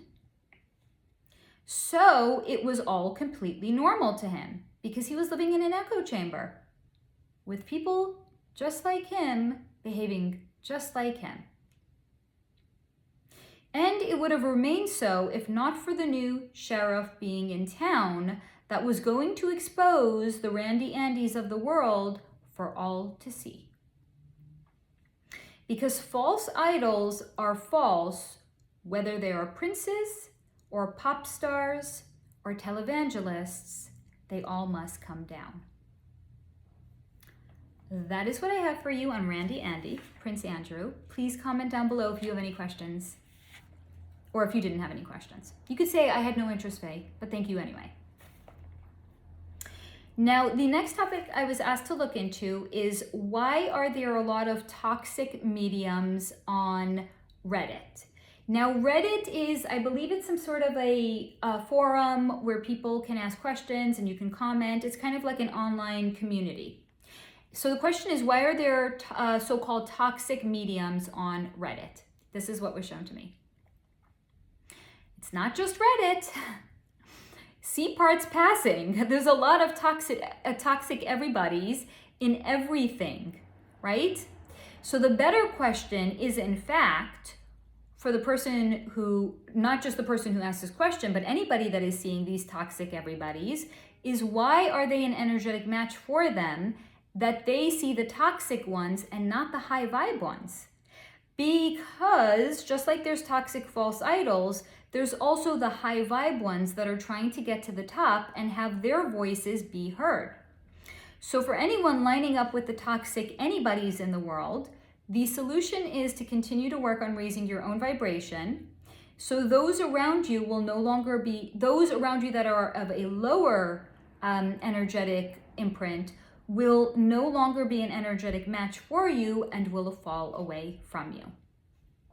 So a little bit shorter, but I hope that answers your question. And if not, please do comment down below. Now, another very, very interesting question had come in, which is there karma for those that think that the two boys in Columbine that pow-powed the school they went to? Is there going to be any karma for those that think that those two pow-pow boys in the school were right with their actions? So let's see what answer had come in here. There is no karma for the way we think, only the way we act. And for anyone to think these thoughts that these two boys were right in what they had done are a very clear example of those being influenced by the low energy around them. And it's easy to see in real life how this is, in fact, as I had shared just a moment ago, a war for our very souls. So these are people that in some way have been energetically corrupted. But please do not point this out to them. This came in. Do not point this out to them, even if you see that they have been corrupted. Because every soul is on their own journey, just as we ourselves are on our own journey. And part of our own journey does not include pointing out the shortcomings of those around us that are on their own journey. The best way to change the world is by changing ourselves first. It's literally embodying the quote, "Be the change you wish to see in the world." Changing the world does not include attacking those that think differently than us on any topic. Only living a highly aligned life so that those around us see that it can be done. And if they don't see that it can be done, that's their choice too. Because free will reigns supreme in actions as well as thoughts, including the free will to think that any person that pow-pows a school, taking innocent souls off of the earth plane, were right. This includes people who look up to, people we ourselves do not look up to. So keep in mind, what's toxic to one person is not necessarily toxic to another person, because it's all a reflection of our own internal vibration. Like attracts to like. So if somebody is an energetic match to something that we would look at and be like, that's fucking toxic, yo, that's a reflection of their energetic match. That's their journey. Leave them be on their journey. So if, for example, somebody looks up to a Shallon Lester, they're letting you know who they themselves are aligned with. A Shallon Lester. Remember, we are all on our own journey. So please allow people to be where they are, because that's their journey as well. So I hope that answers your question on if there's going to be karma for people that think the pow-powers in Columbine were right. And if not, please do comment down below. The next topic I was asked to look into is a singer by the name of Elton John. I think everybody has heard of Elton John. Again, I didn't do any research. I didn't look to see like how much money is he worth, or is he in the club, or blah, blah, blah. I was like, let's just see what his energy wants to share. If he wants to share that he's in the club, groovy. If not, let's see what comes in. And this is what came in with Elton John. Elton John was annoyed that someone came around asking to read his energy without an invitation.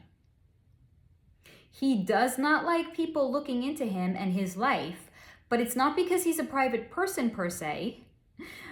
It's because he's not on. He is somebody that is very much image conscious and does not want to be caught off guard, and therefore did not want to give me consent to read his energy or even the energy around him. And he also shared with me that he thought I was a, quote, thoughtless pig for even thinking it was okay to approach Elton John.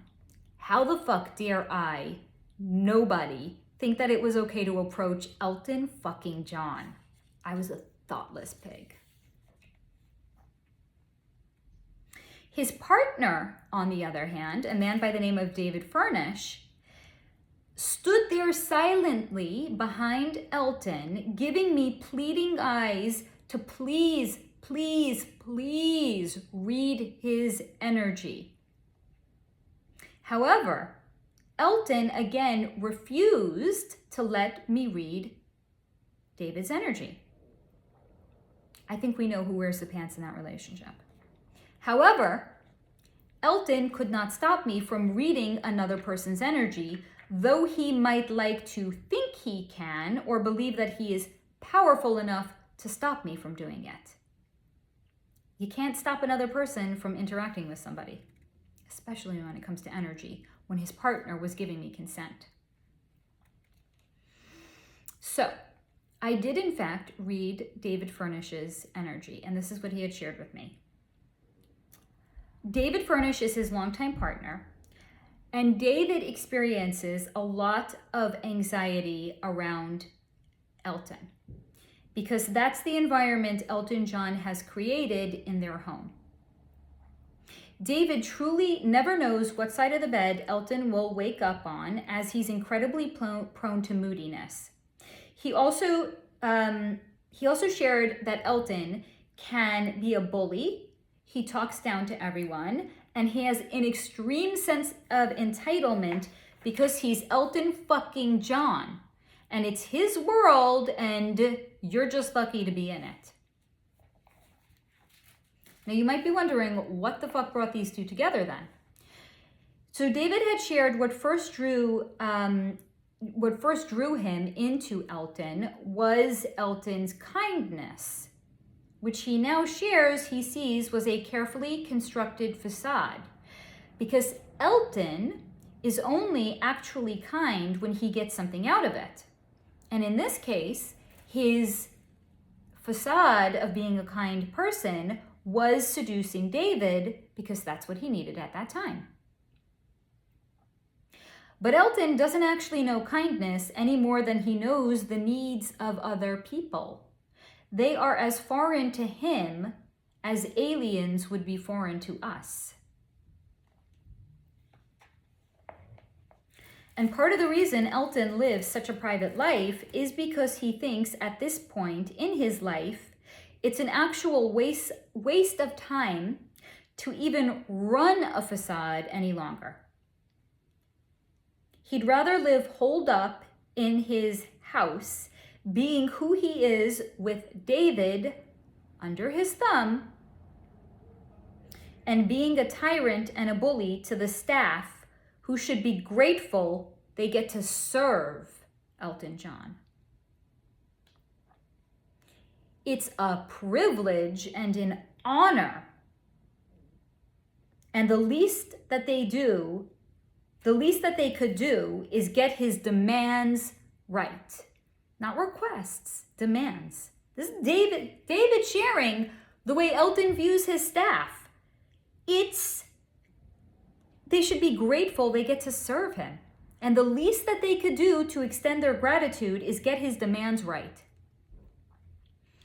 So you might then be wondering, why does David stay?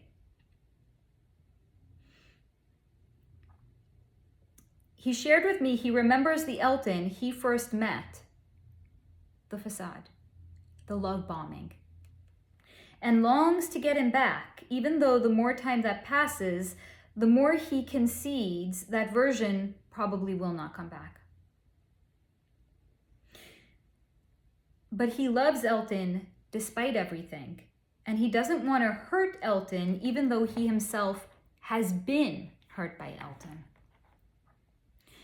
Yes, he acknowledges it sounds crazy, and he knows it sounds crazy, but all he ever wanted was to love and to be loved, and at least he has half of what he wanted, which is to love somebody, even if he's on the losing end of it. So this is a very clear example of a narcissistic dynamic with an empath, or perhaps even a codependent. The empath and the codependent being David, the narcissist being Elton. So I hope that answers any questions that you have on Elton John, and if not, please do comment down below. Now, the next topic I was asked to look into is, what do my guides think of the so-called law of assumption? Don't worry if you never heard of it. I never heard of it. I actually, after the topic came in, I had to Google law of assumption. I will tell you what it is, worry not. But let's see what the guides wanted to share with me about that. What do my guides think of it? So this is what the law of assumption is, if you're not sure. The law of assumption states that by believing the thing you want already exists in your life, you will manifest it. So this sounds great. However, within reason, it may not actually work out. Here's why. Before I even get to what do the guides think about it, I'm just going to comment on the law of assumption. And even though it sounds great, why it may not actually come to pass. There's two reasons. Here's why. Number one, you have a soul contract not to have that thing that you are already perceiving to be in your life because you wish to manifest it in your life. But this is not like you want a red car or you want a Chanel bag. This is like really, really big picture things like wealth. So if you have made a soul contract prior to being born into this incarnation, you will not experience wealth, and there is no amount of manifesting that shit that will bring wealth into it because you already have a soul contract. It's the terms of the contract. In this lifetime, you're not going to experience wealth. So no amount of law of assumptioning is going to manifest that shit for you. Number two, the second reason it may not necessarily work is it violates another person's free will. So you may, for example, have your eye on Sam from accounting, but what about Sam's free will? Does Sam know you exist? Does Sam like you? Does Sam want to be in a relationship with you? Has Sam said more than 2 words to you? So the law of assumption, therefore, cannot circumvent another's free will, no matter how much we like or we want them. So the law of assumption really can only help us energetically line up with non-sentient material possessions or maybe experiences. Like you want to go, I don't know, to Greece. So think that you're already going to Greece. Maybe you can manifest that shit. But again, it's a non-sentient, it's not a person. It's a possession or an experience. So perhaps it would be better to rephrase the question, how do my guides feel about manifesting non-sentient material possessions into our life?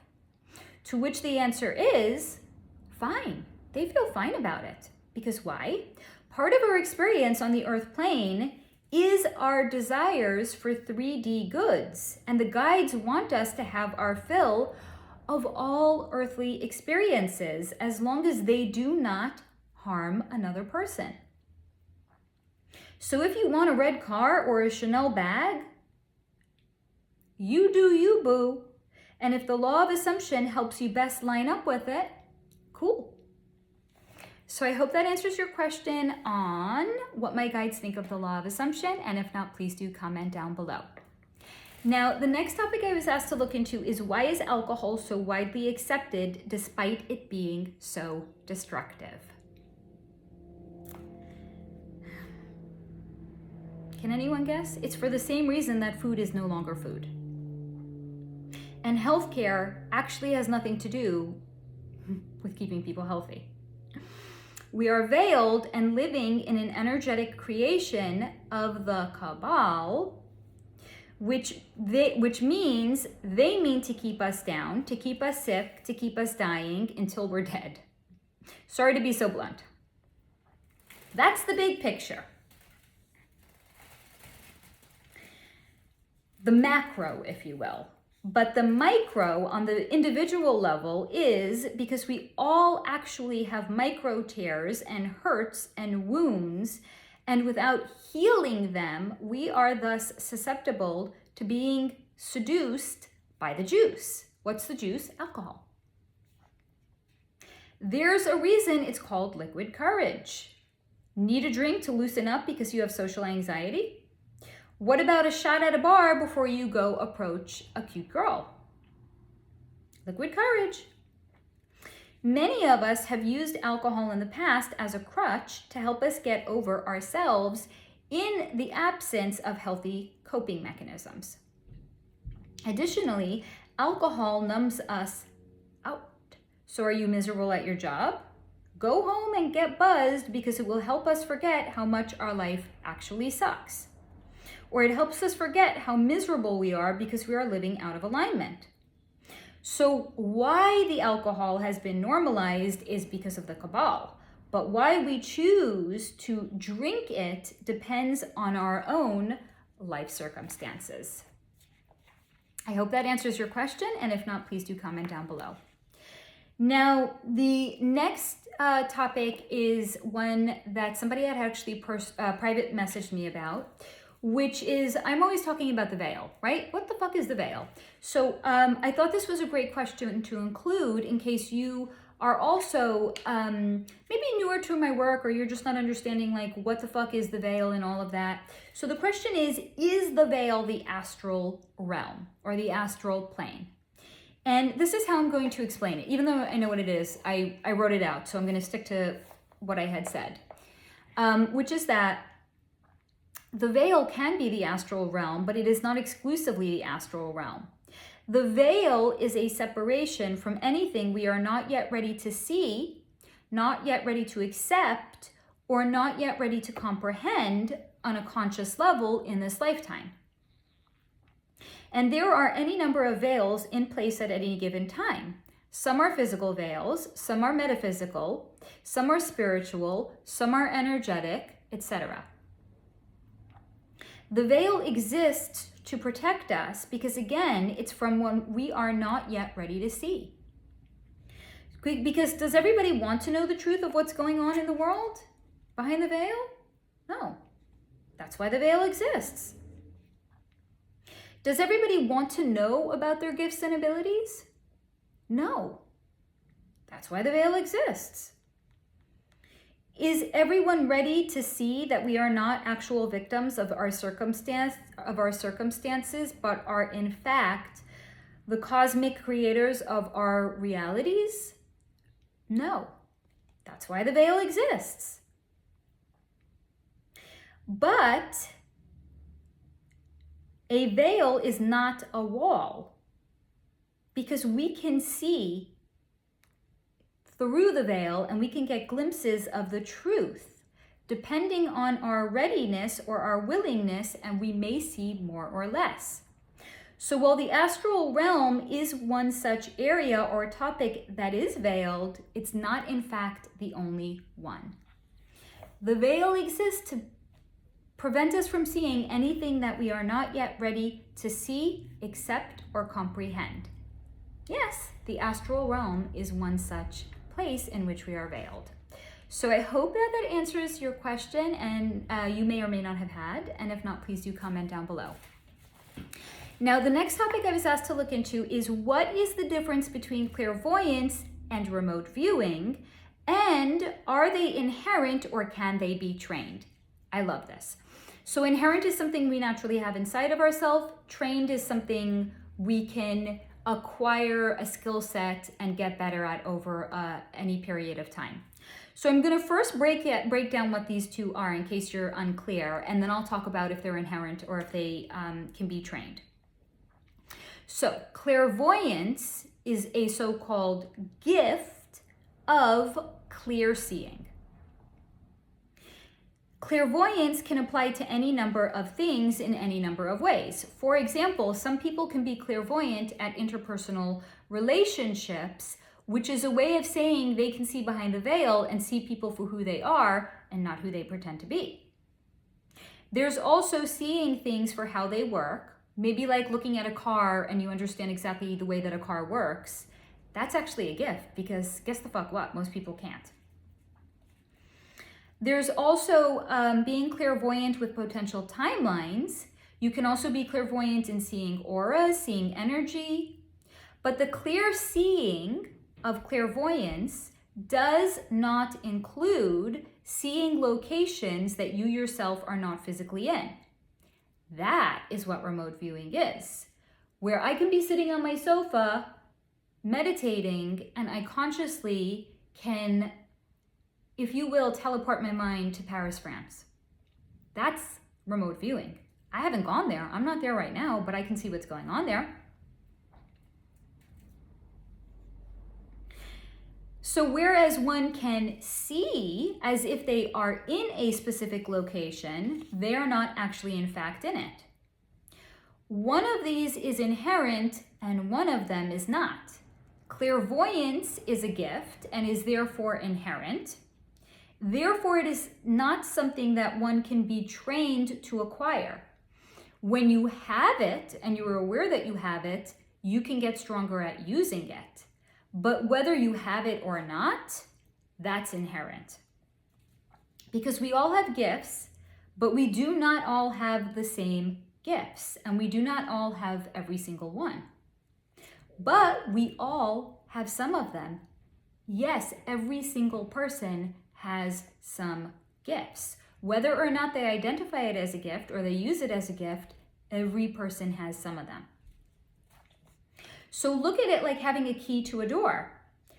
For example, I have a key to my door, I have a key to my car, I have a key to my parents' home, but I don't have a key to a stranger's home. So gifts are inherent keys that we are born having, but we may be veiled from accessing them, or we may have suppressed our ability to use them, but they are always there and are always ready for us should we choose to use them. Should we choose to see beyond the veil of our own personal gifts and abilities. Remote viewing, on the other hand, is an ability. It's not something inherent and it's not something that we're born with. We may show an aptitude for it the way some people show an aptitude for sports, and some people may show an aptitude for playing a musical instrument, but you train it, they get better. So remote viewing is an ability that one can be trained with and their abilities can be strengthened with. Our other abilities include astral traveling, telepathy, which is mental communication, telekinesis, which is moving objects with the mind. I actually looked these up. How the fuck would I ever know these names otherwise? But I was really interested in what are some other. I don't even remember what I searched it as. How the fuck did I even get this? I don't even know. But I got all these examples and I was like, cool, I'm going with it. So there's telepathy, telekinesis, aerokinesis, which is controlling the wind with your mind, electrokinesis, which is control of electricity, hydrokinesis, control of water, and the list of these abilities that people can be trained with goes on and on and on. Yes, they are in fact real and true. Or why the fuck else would the CIA have a division training people on how to be remote viewers? Or riddle me that, Batman. If it's not real, why the fuck is the CIA devoting any energy and attention to it? They do, you can look it up. The list of natural, innate, inherent gifts that we may have is the aforementioned clairvoyance. There's also clairaudience, which is the gift of clairhearing, claircognizance, which is the gift of clairknowing, clairsentience, which is the gift of clairfeeling, clairempathy, which is the gift of feeling emotions. I don't know what I think I almost wrote clairtangency. Yes, clairtangency, which is knowing through touch, like reading energy through. Like imagine, if you will, this was your grandmother's prized pen and you give it to me and you're like, can you pick up her energy? From holding her pen, I would be able to read her energy. It's a gift, and it's a gift, right? Because again, we don't all have the same gifts and we don't all have them in the same strengths. I'm an energy reader. I wouldn't need to hold somebody's pen, but for somebody that's not an energy reader and they have the gift of clairtangency, if they hold the grandmother's prized pen, they can read her energy through it. So again, we all have some of these gifts, and we can all be trained on some of our abilities. And I have another shameless plug for you guys. If you want to know which gifts and abilities you may have and how to work with them, you can book a gift confirmation and guidance session with me. It's a new service that I offer. This is like a low-key announcement of it. There will be a fuller announcement in the next week or so, but it's a new service that I offer. If you want to get in, if you want to know your gifts and you want to know how you specifically can work with them, new service I offer, it's called Gift Confirmation and Guidance. Okay? You can find a link from my website down below and you can book a session with me. So I hope that answers your question, and if not, please do comment down below. Next topic I was asked to look into, wild, never heard this one, love it. Are there werewolves in Florida? And this is what was shown to me. Yes, specifically by the Everglades. And wild enough, surprise, surprise, they don't actually like the cold despite their fur. And while they may be sprinkled around the globe, sprinkled around other hot and warm locations, the largest so-called population is located in Florida. Here's why. There is a portal in the Everglades, and at one time they crossed through, and for the most part they have ended up staying there and not straying from there. And I have been shown on previous occasions that portals are naturally occurring, and they tend to be in high vibration locations surrounded by like a lot of nature. So yeah, the Everglades. Now the Everglades was also shown to be a good place for them to hide and not be noticed, because there's something energetically almost dreamy about them, about that area. So even if one person were to see a werewolf, they would not consciously recognize it for what they are. So I hope that answers your question on werewolves being in the Everglades, and if not, please do comment down below. The next topic I was asked to look into is an actor by the name of Kevin Bacon and his wife, Kyra Sedgwick. So let's see what their energy wanted to share with me. So Kevin Bacon and Kyra Sedgwick's energy is as close to love at first sight as it gets. Or a better way of saying that, because there's no such thing as love at first sight, so a better way of actually saying it for what it is a deep soul recognition on Kevin's part as soon as he saw Kyra, because they had been involved in previous lifetimes together. These two share a deep love and a deep connection, and it was genuinely a pleasure to connect to their energy and feel the love that they feel for one another, because it's real and it's healthy. It's not like an unhealthy, toxic love. It's a healthy love. So if anyone is watching this and if you wonder if that kind of love is real and if it exists, it does. Now, these two don't just sit around basking in their love. No. Kevin, it was shown to me as being a very naturally balanced person and very even keel, and he naturally brings out the best in people around him. So imagine a rechargeable battery, but for positive vibes. That's Kevin. He's like a walking high vibe, and he infects those around him with the high vibes. So then the question is, one might imagine that he is not then an energetic match for the club, right? Because he was an entertainer. He was in movies. He's been in TV shows. Kyra also had some sort of an entertainment career, right?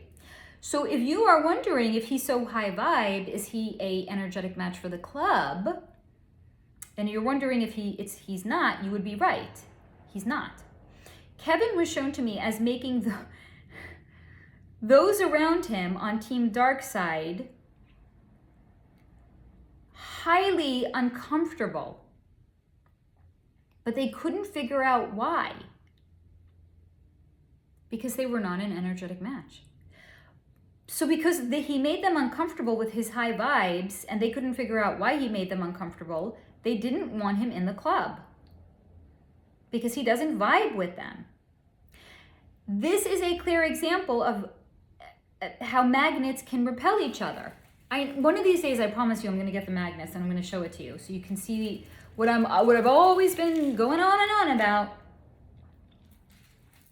I'm holding in my hand 2 crystals. Let's say they're both turned to the same polarity. If you bring them together, they attract and they connect. But if you take one of those magnets and you turn it the opposite way to the opposite polarity, it's going to be repelled. So as this one comes in, it repels this one. This one comes in, it repels this one. But you turn this one around, they come together. Because like attracts like. So this is a really clear example of these magnets I'm always talking about, but have yet to show you, of magnets that get repelled from one another. So then you may be wondering, if he made them uncomfortable and they didn't want him in the club, how did he have any sort of a career in the industry? Well, what was shown to me is that he first and foremost starred in a movie called Footloose, and it was different back then. As well as, it was different back then, as we've heard from others whose energy I've also looked into, a la a Denzel Washington. Denzel Washington shared he's not in the club, but it's because when he joined the industry, there was no club to join. But it's not to say he didn't know what was going on. It's just to say he wasn't in the club. So look at it like this. He was grandfathered into something that no longer existed. Like imagine you have a cell phone plan. They changed the cell phone plans, but you're grandfathered into an old plan that they've done away with. They're not going to suddenly change your plan. You're grandfathered into an old plan. It's the same thing here. Denzel Washington, Kevin Bacon, they're grandfathered into an old plan that's no longer around, but they were already in the industry. They were already in the system. They weren't going to make them like take the knee, so to say. And he was also shown to me as being a bit of a curiosity to them, the way we may in fact examine a caged dragon. So because he's a curiosity to them, they keep him around, but he doesn't really get big roles. He's, if you will, seen as a side dish and not the main course. So he's seen as a side dish in the industry, not a main course, not a leading man, but somebody that they may like to add to a cast every now and again. He would also never be down with this shit that really goes on in the industry, and he would never subject himself nor his family to it. He also shared with me he lost a ton of money with Bernie Madoff. So it's not all rainbows, butterflies, and unicorns over there in Hollywood. It's real life, and real life does affect them too. Even being high vibe doesn't get to insulate them from everything. So I asked why then he thinks it happened, and he said, why did he lose a ton of money with Bernie Madoff, right? And he had shared with me, it was to learn from the experience and to learn the experience of boundaries and not be seduced by the 3D. He knew it was all too good to be true going into it, but he had allowed himself anyway because he was seduced by the return on investments that he acknowledges were too good to be true. Did it suck? Yeah. Did he learn from it? Also, yeah. And that was the point of it. So his one piece of advice for anyone interested in hearing what he has to say is not to catastrophize everything that happens to us, because it's happening for a reason, and if we can get out of our own way, we'll be able to see it. That's what I have for you on Kevin Bacon and Kyra Sedgwick. Please comment down below with any questions, and if not, and I will get back to you. Now I have to skip some pages because here's Madonna that I had already looked into. She got her own video. The next person that I was asked to look into is a singer from days of yore by the name of Buddy Holly and his plane crash. I think he was a singer in maybe like the 1950s or the 60s. Don't really know. Again, don't really research my topic, any topic I look into. But one of you guys had asked me to look into his plane crash, and this is what Buddy Holly had shared. Buddy Holly was puzzled why anyone still cares about, why anyone still thinks about or cares about the plane crash that took him off the Earth plane. This is not so much a reflection of the interest or curiosity being unusual to him, but it's more a reflection of his genuine lack of interest in what had actually happened to him.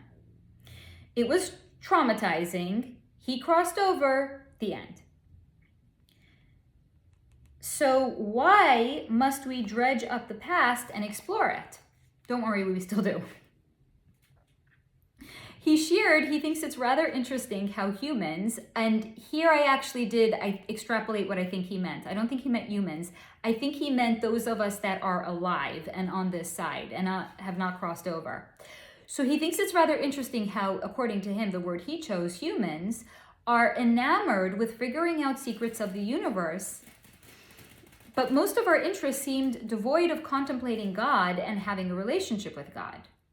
He sees now from the other side and an elevated vantage point that a relationship with God is like tending to a garden, and the time we spend planting the seeds and watering it and nurturing it provide beautiful blooms.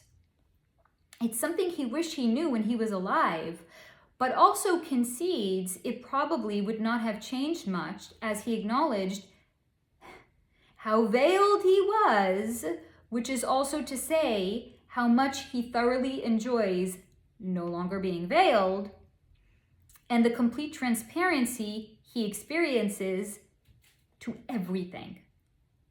And we've heard this time and again, how liberating it is for people to be out of their bodies.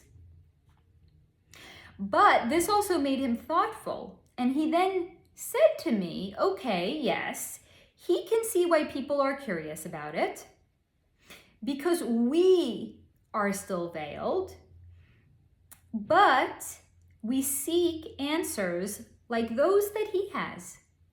He's just seeking answers on the other side when he's no longer veiled, but because we are, he's conceding, okay, it actually makes sense that we're veiled and we seek these kinds of answers.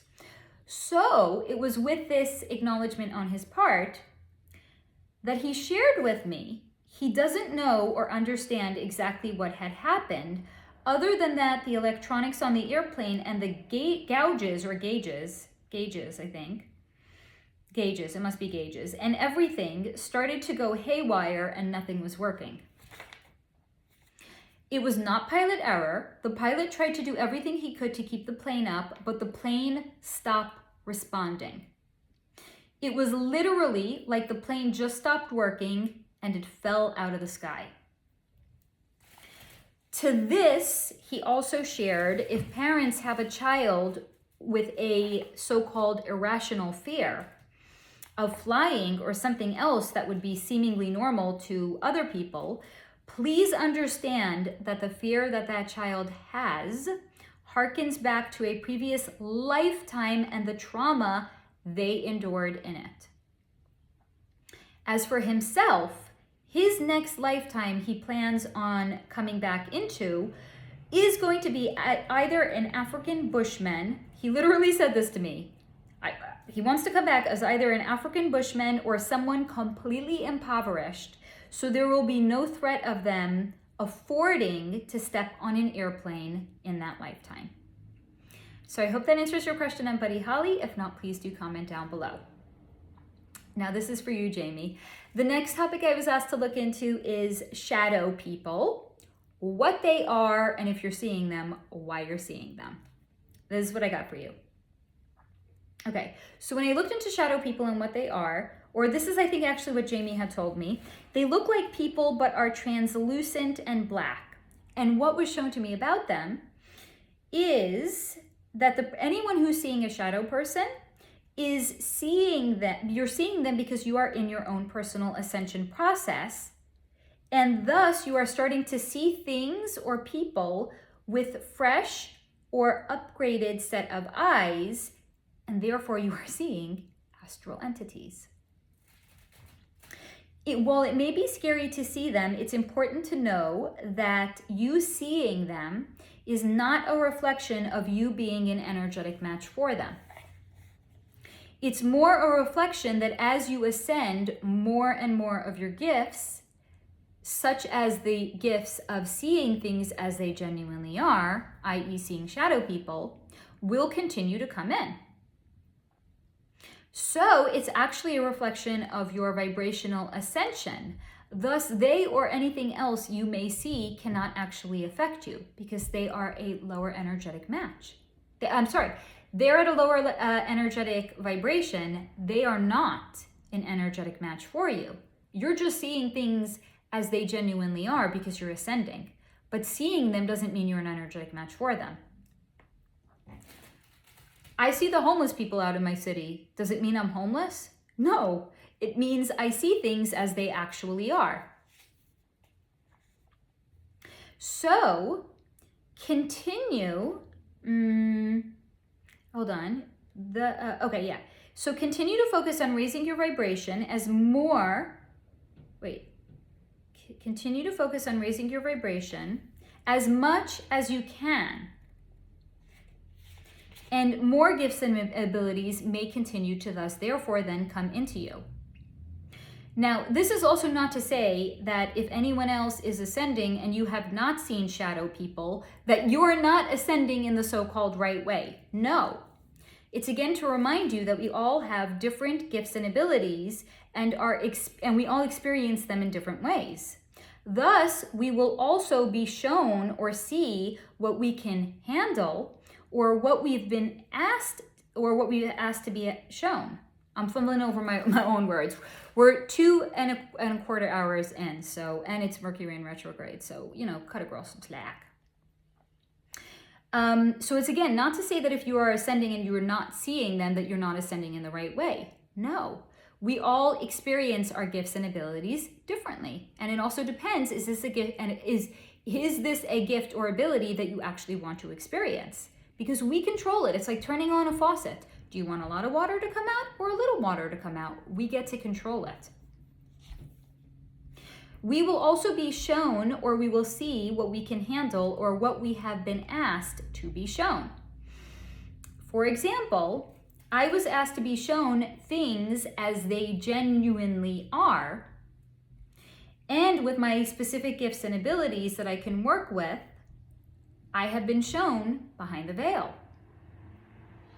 I've also seen entities, and I had to work really hard on not freaking out when I had seen them because, after all, I had asked to see them.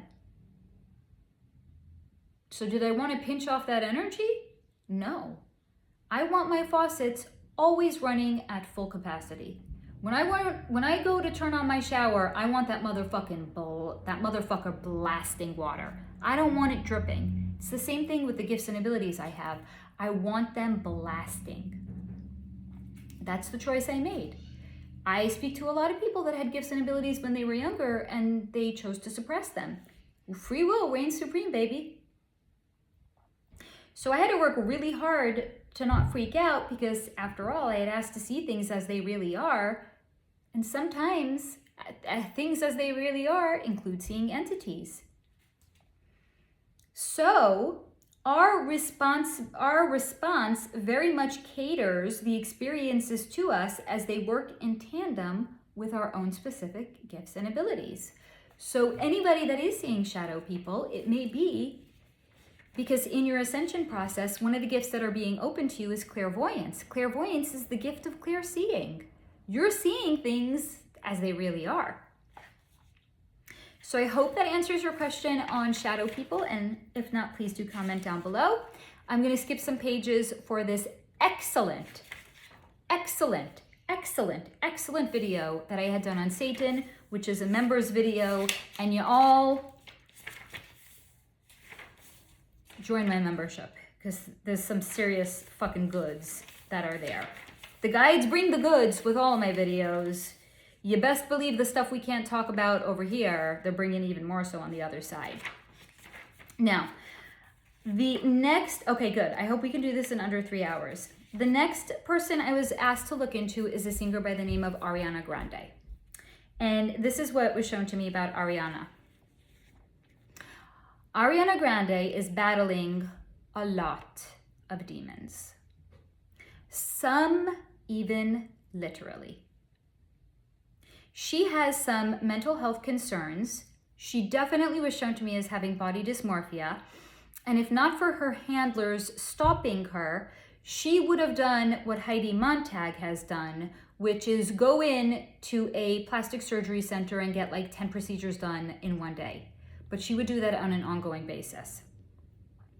Because Ariana does not see herself clearly because of her mental health concerns, and therefore is somebody that would be very prone to altering her appearance in a pursuit of a more pleasing appearance. But she doesn't just have body dysmorphia. She has body dysmorphia coupled with mental health concerns. So when she looks in the mirror, all she sees is a beast of a thing. And it's hideous and it's ugly, and thus that's how she views herself, as being somebody that is hideous and ugly. And her life choices will reflect that. Because what do we know about something a scandal she was recently embroiled in? She became involved with a married man, but it doesn't end there. She became involved in a married man whose wife, like 2 weeks before, or that might be I might be being slightly hyperbolic, but his wife had like maybe 3 months before just had a baby. Okay. So she then was energetically aligned with a man that doesn't have integrity. Guess the fuck what? First of all, men don't cheat on their wife. Real men. Real men don't cheat on their wives. That's one. Rules according to Faye. Real men don't cheat. Okay. Number 2, real men don't leave their wife who just fucking had a baby, maybe 2 weeks or 3 months ago, for fucking Ariana Grande. Should we talk about this? I feel like we should talk about this. Maybe we'll do it another day though. I don't think we have time to talk about it today. If you want me to talk more about it a different day, comment down below. Let me know that you want me to talk about this another day. I'm not even sure what it is any longer though. I'm not sure if it's the lack of integrity that she was an energetic match for. I don't know if it's her. I don't know if it's like according to me, the way real men should live. I don't even know the fuck I'm talking about any longer. I think I need to hydrate. Let me hydrate.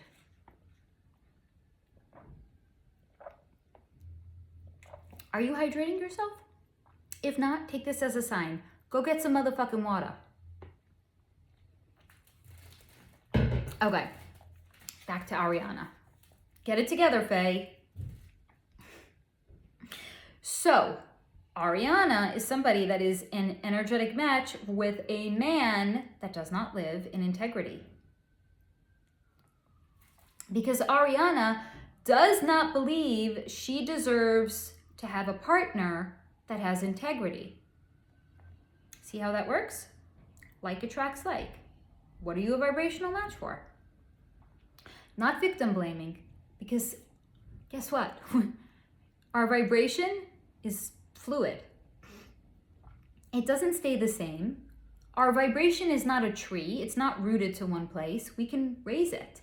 So if we don't like what's playing out in the world around us, just raise your fucking vibration, and the shit that you don't like in your life will fall away because it won't be a vibrational match for you any longer. So again, Ariana, she's an energetic match for a partner that doesn't have integrity because she herself doesn't believe that she is worthy of having a partner that has integrity. She doesn't think she deserves much because there's no amount of goodness in her life that will soothe the self-image she has of herself, hideous and ugly. And sadly, she's not getting the help she needs because having mental health concerns makes her very easy to control by her handlers. So she's very intentionally being kept in a disempowered state by her handlers.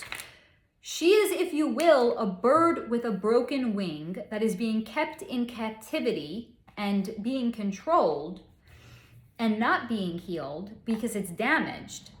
Okay. Because if the wing was healed and the damage was allowed to be repaired, the bird would remember that it's actually meant to fly and not be living in captivity, and it would fly away. But those that wish to keep the bird as a pet because they like it, it behooves them to keep that bird with a broken wing. So Ariana feels like a prisoner of her own mind. And in fact, she is, because she has very real, unresolved mental health concerns that are being exploited to make her more pliable and more easy to control. And because Ariana is being exploited, it's also with this idea kept just out of her reach. If she performs well and she does as she's told, she'll finally be a good girl and the demons will leave her alone. Because right now, those demons come in at night, and thus she has to be medicated to go to sleep, which further energetically keeps her down. Synthetic medication, y'all. Sadly, she is in some sort of an energetic bondage or energetic slavery, and she does not even know it. And if at some future point she is free from it, she will not even be able to see this period of her life clearly, as the mind control that she is under is just making her very real mental health concerns worse. That is what I have for you in Ariana Grande. Please comment down below if you have any additional questions. Now, looking into Ariana Grande's energy got me thinking about her past partners, because she's with a partner now that doesn't have integrity, clearly. So it got me thinking about it, and I realized, well, didn't Ariana Grande used to date Pete Davidson? And I was like, I'm going to look into Pete Davidson's energy. So whether or not you wanted an energy on Pete Davidson, here you go. I got one for you. Pete Davidson. Any surprise here? Pete Davidson's family is in the club. And at a young age, Pete showed a real aptitude for being a ham, i.e. having a sense of humor and cracking jokes. And he had a whip-smart sense of humor. What those around him failed to see is that he developed this whip-smart sense of humor and being a performing ham, both in response to what he himself was being subjected to. If you know, you know. If you don't know, I'm not talking about it now because we don't have time. But if you want to know, comment down below. It was, if you will, a scab designed to diffuse the situation he was powerless to change. It just happened to be a socially acceptable scab because who doesn't like to be around somebody funny? What is a scab? Let's say you get a blister on your foot and the blister pops and it scabs over. It's a response to a consistent abrasion or a consistent source of some sort of a stress onto a body part. So the scab comes to heal it and to refortify the skin there. But this is a socially acceptable scab because who doesn't like to be around somebody funny?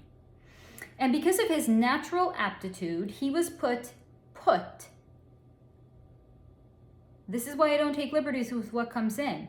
This is the word that came in. He was put into performing arts as a career. Did he want to go into it? Doesn't matter. He had an aptitude for it. Now, there's also something oddly fascinating, at least to me. I can only speak for myself and my experience. there's something oddly fascinating to me about Pete Davidson. Sorry for the example. He's kind of like the human equivalent of a car accident on the side of the road that one would feel compelled to look at, even though we know it's potentially gruesome. Again, to me, there's something almost gruesome about Pete Davidson having a career in Hollywood. Like, what the actual fuck?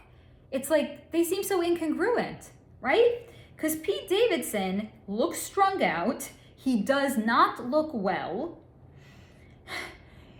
And to me, at least, it really would make people wonder how the hell he has a career in Hollywood that's so oriented on people's appearances. How the fuck did he get a career in Hollywood? He's funny, but is he really that funny? And also, how the fuck does Pete Davidson, who looks strung out and I'm not even going to say the other thing I was going to say, but looks strung out all the time, how the fuck does he keep hooking up with the hottest starlets in Hollywood? Someone make it make sense. Okay, so maybe he's packing heat in the sheets. But even that, as an explanation, would seriously call into question the judgment of all of these beautiful women that he's shagging left, right, and center. It's calling into question their judgment that they would be willing to lower themselves to sleep with a fucking Pete Davidson. I know I sound judgmental. It's my video. Every once in a while, the snark is allowed to come out and play. In this case, I let it roam. So again, to me, Pete Davidson is oddly tragic and he doesn't quite make sense in the industry. That is, if we're just perceiving him and being like, he doesn't make sense in the industry. But when we view it through the lens of him being a club member and his varied romances are actually a very clear example that either, as what had come out in my video on Hollywood, those above like to play matchmaker. And they can set you up with someone you don't even like. So did Kim Kardashian really like Pete Davidson? Doesn't fucking matter.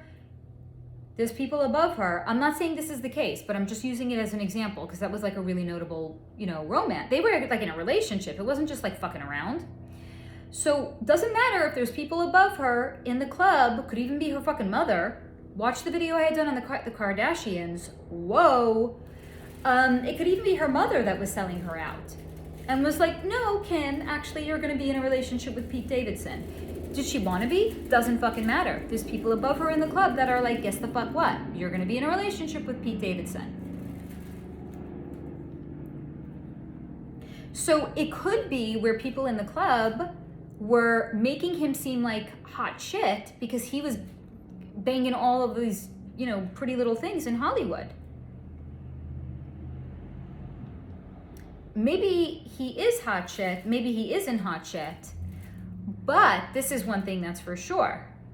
All of these pretty little things that he was banging, they were a reward to him because of his family and his family status in the club.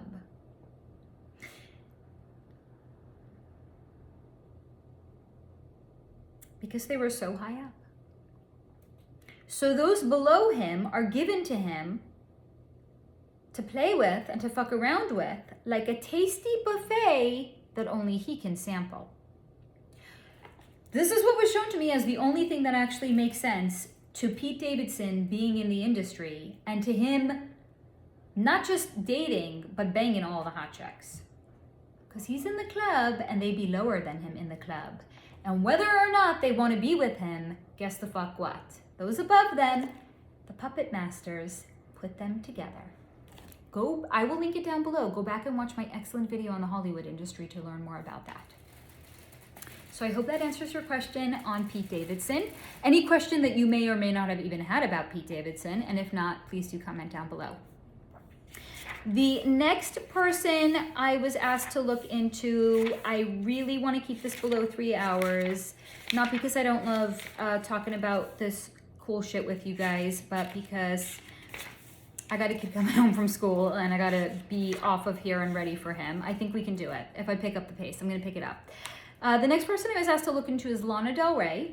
Now, she is somebody I had looked into for a previous AMA. I will link it down below if you do want to go back and watch that for additional context. I'm not going to, I think I kind of repeat some things that was shown to me, but not everything that was shown to me.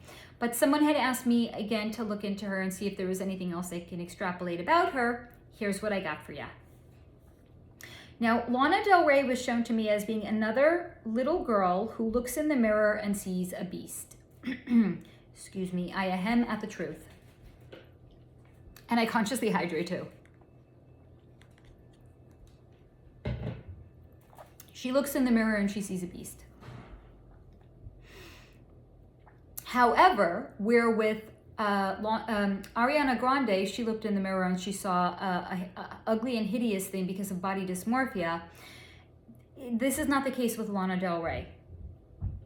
It's not body dysmorphia that causes Lana Del Rey to see a beast. It's more like soul dysmorphia, where she looks in the mirror and she only identifies with the dark side of herself, and thus that is the only thing that she sees when she looks in the mirror. So naturally, she was drawn to a profession that exploits and celebrates the darkness inside of all of the artists, the music industry. Or it will corrupt the goodness by locking down their natural innate gifts and abilities by making them work for Team Darkside. But Lana was all in. It felt for Lana Del Rey joining the music industry, kind of like coming home, but not. So imagine, if you will, this is the example that was shown to me. You hate your fucking family because they're toxic. But every time you go home, you fall back into the same toxic patterns with them as before, but it feels comfortable because it's what you know. And try as you might, it's hard to leave that behind. This is the dynamic with Lana Del Rey in the music industry. Lana loves it and loves that they celebrate the dark side of people, but she hates that she loves it because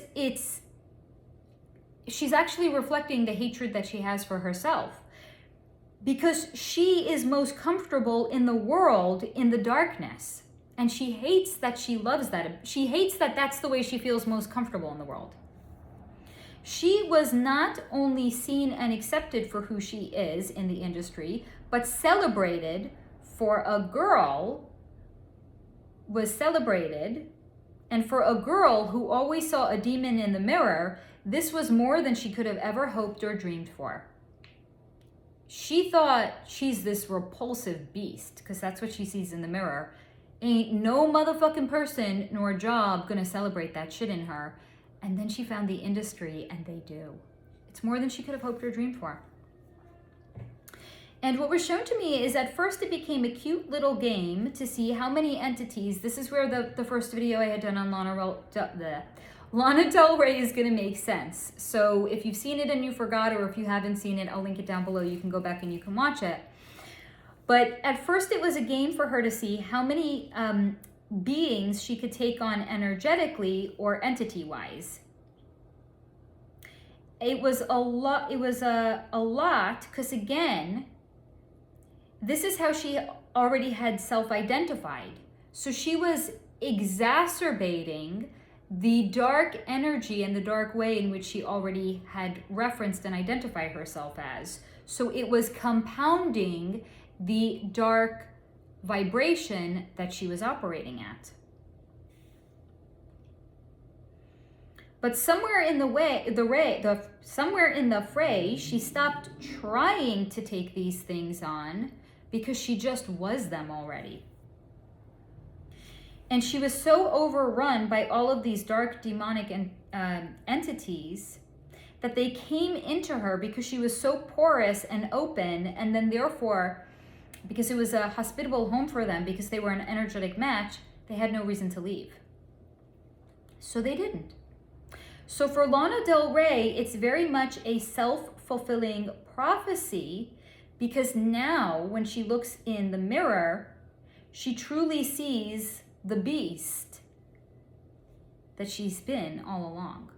But before, it was a soul perception of the beast. Now it's an actual body corruption. So when she looks in the mirror, all she sees is a beast. I hope that answers any questions that you have on Lana Del Rey, and if not, please do comment down below. Now, the next person's energy I was asked to look into, fucking fascinating if I do say so myself, Bono, the lead singer of YouTube. Because Bono's energy first came in one way, and the longer I stayed with him, oh darn, I wish I had a Rubik's Cube handy. I have one floating around somewhere. Kind of like, imagine if you only see one side of the Rubik's Cube before you've messed with it and you've changed all the colors up. Let's say you're only seeing one side of the cube and you see red. You might then therefore think the entirety of the cube is red, but then you turn it this way and you're like, oh, look, this side is yellow. Oh, this side is green. The way Bono's energy first came in was completely transformed, as if I had turned the side of a Rubik's Cube I was gazing at. This is what I have for you for Bono. Bono, lead singer of U2, is cold and calculating. He has a private life, but also a secret life and a very rich inner world. He comes through as really only living half in this world because he tends to withdraw so much into himself, it can be maddening to those closest to him. Now, he was also shown to me as being the kind of person that doesn't need to lock the door to his office or lock the door to his study or to even put a lock on his cell phone. Because the secrets aren't hidden there. They're all hidden away in his mind. Therefore, he comes across as open, honest, and transparent because, hey, look, even his cell phone isn't locked. Hey, look, his wife and his kids, they can just go into his office whenever the fuck they want to, so surely there's nothing that's hidden there. And he does not come across as secretive at all. Not the way someone who does lock their iPhone, not that there's anything wrong with it, I think like 90% of the population probably locks their cell phone, right? I'm not like throwing shade. It's just an example, okay? Calm yourself. So not the same way someone who does, for example, lock their cell phone or lock their home study door at home or lock their office door.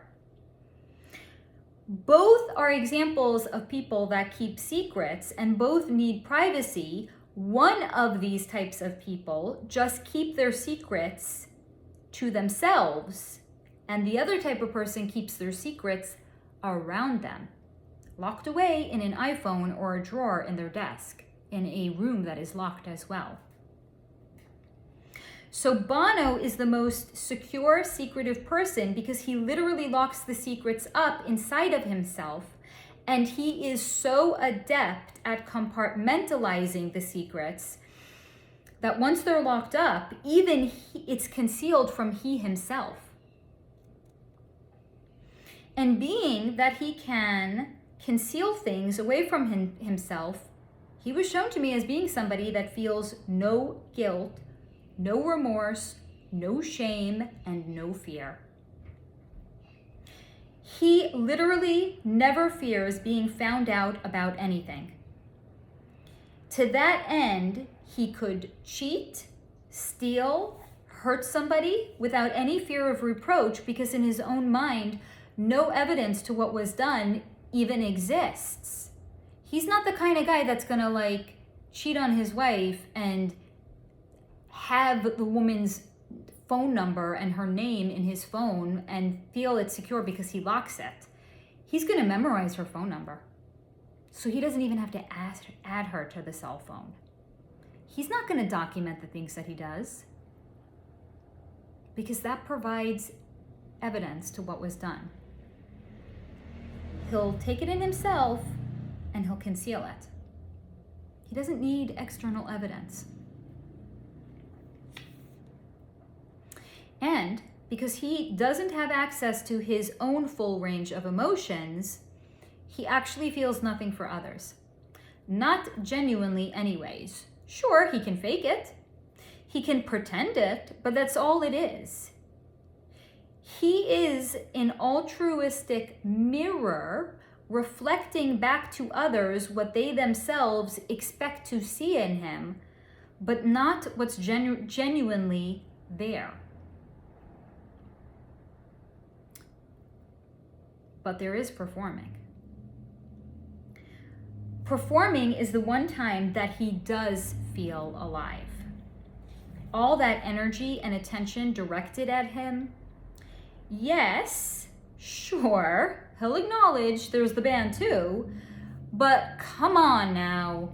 The lead singer of a band is always the most famous of a band. It's the same thing for fucking U2.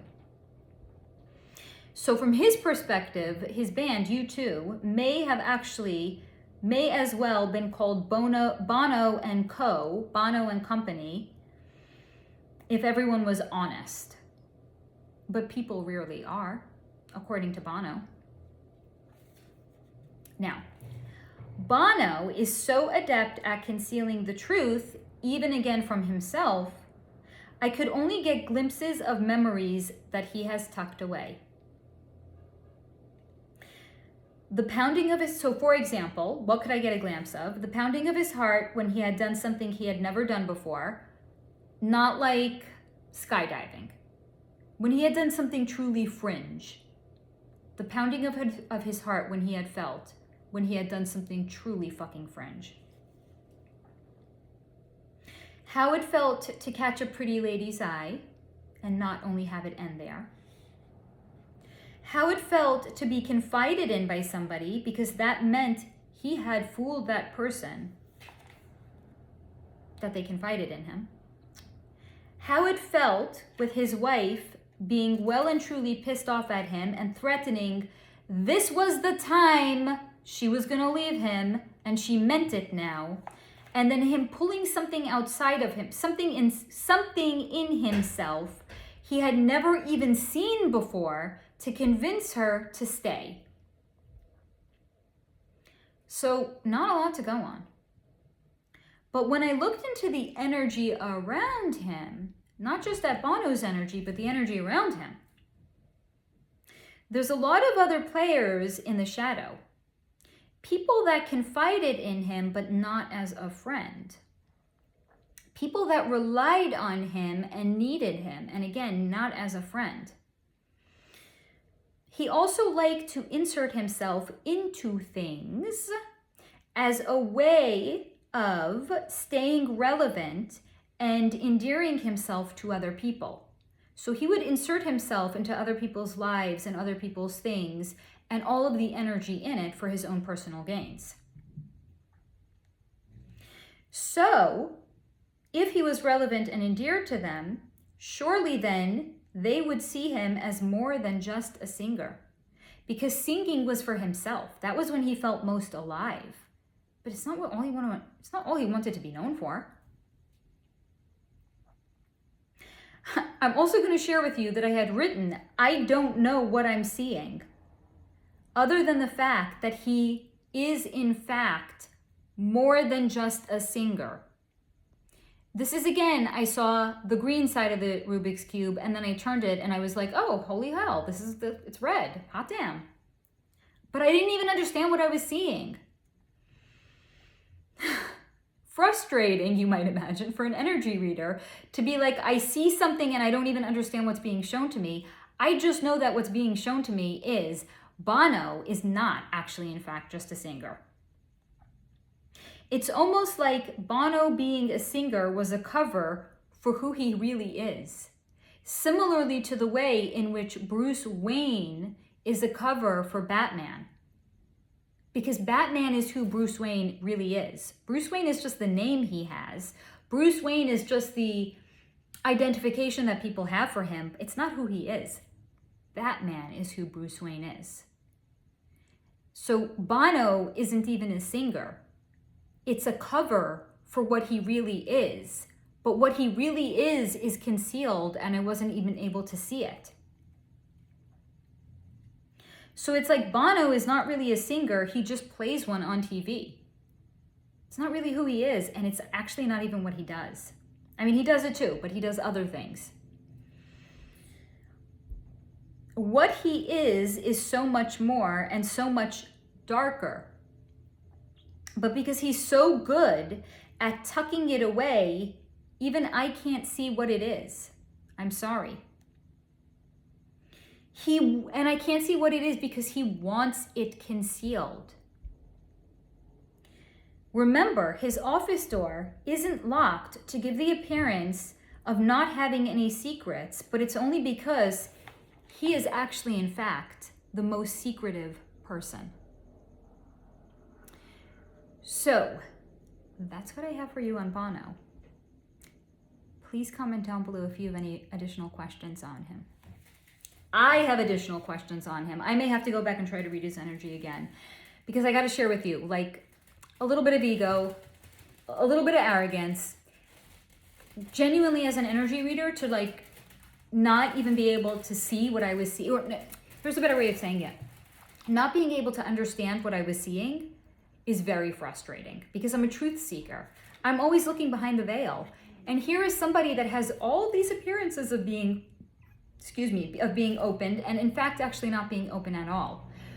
So the truth-seeking qualities inside of me that is always seeking beyond the veil is not going to leave it here. Rest assured, I will look into Bono again. He may be like a Taylor Swift kind of a person, but I will come back to him. Worry not, my dears. All right. Next topic I was asked to look into is pineal gland decalcification, and other than fluoride, what causes our pineal gland to calcify? Now, for anyone who doesn't know what your pineal gland is, it's a bone that's kind of like right here, conveniently also located where our so-called third eye is. What's our third eye?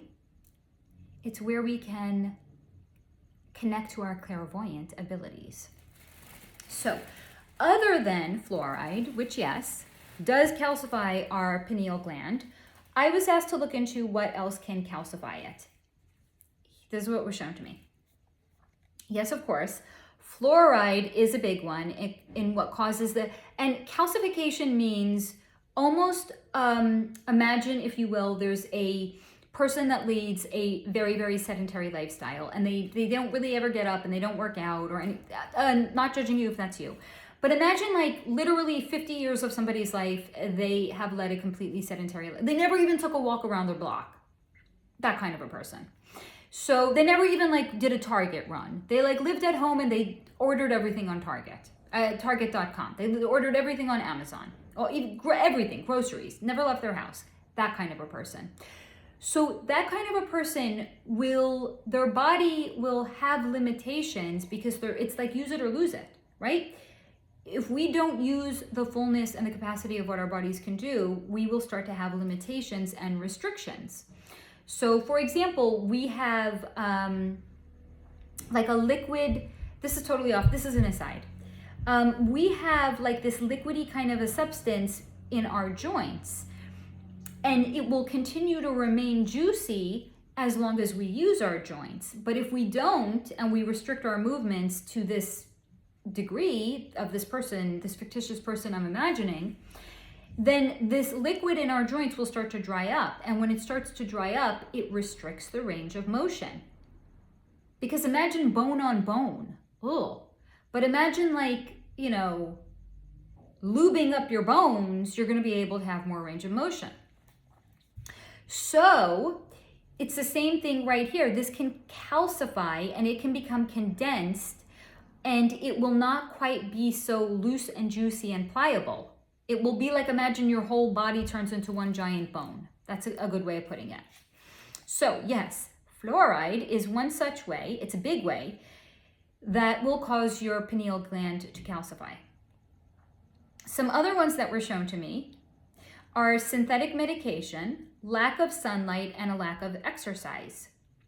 Hence why I was choosing this fictitious person as an example for restrictions coming into their body, because your pineal gland is one such bone in your body. So it stands to reason, if nothing else at the very least, that sufficient exercise and exposure to sunlight and a lack of synthetic medication will prevent further calcification and maybe will even reverse some of it. But you guys are in luck because I also happen to have a decalcification protocol, which I will now share with you. So you want to decalcify your pineal gland? This is what you do. You get yourself 3 lemons and 3 grapefruits.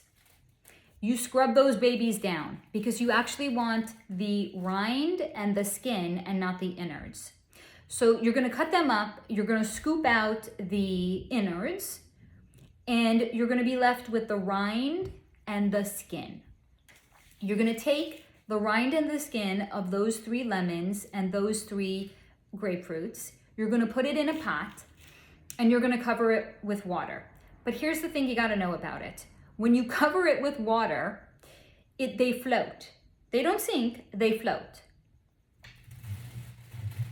So a better way of saying it is you're going to add to the pot as much water as you want to have to use to decalcify your pineal gland. So you could put 3 inches of water, maybe 4 inches of water, maybe even 6. Because in addition to this being a great decalcification protocol, if you're coming down with something, you can also keep this in your freezer, or you can even make ice cubes out of this.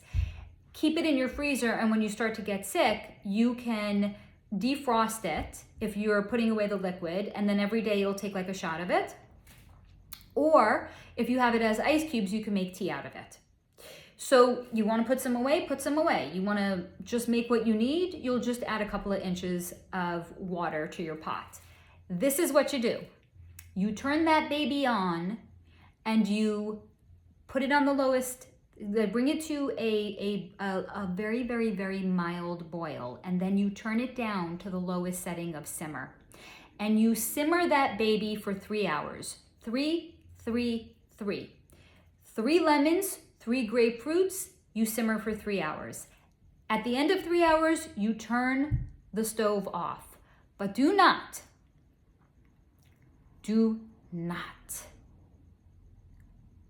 I will hunt you down if you do this. I will know if you did it because I'm an energy reader. I'm trying to instill the fear. Do not uncover your pot. Not until it has completely cooled. Because part of what you want to do is you want to seal all that juicy goodness and all the condensation and all the steam in there. Do not uncover it until it has completely cooled down. Do you hear me, guys? Do not uncover it.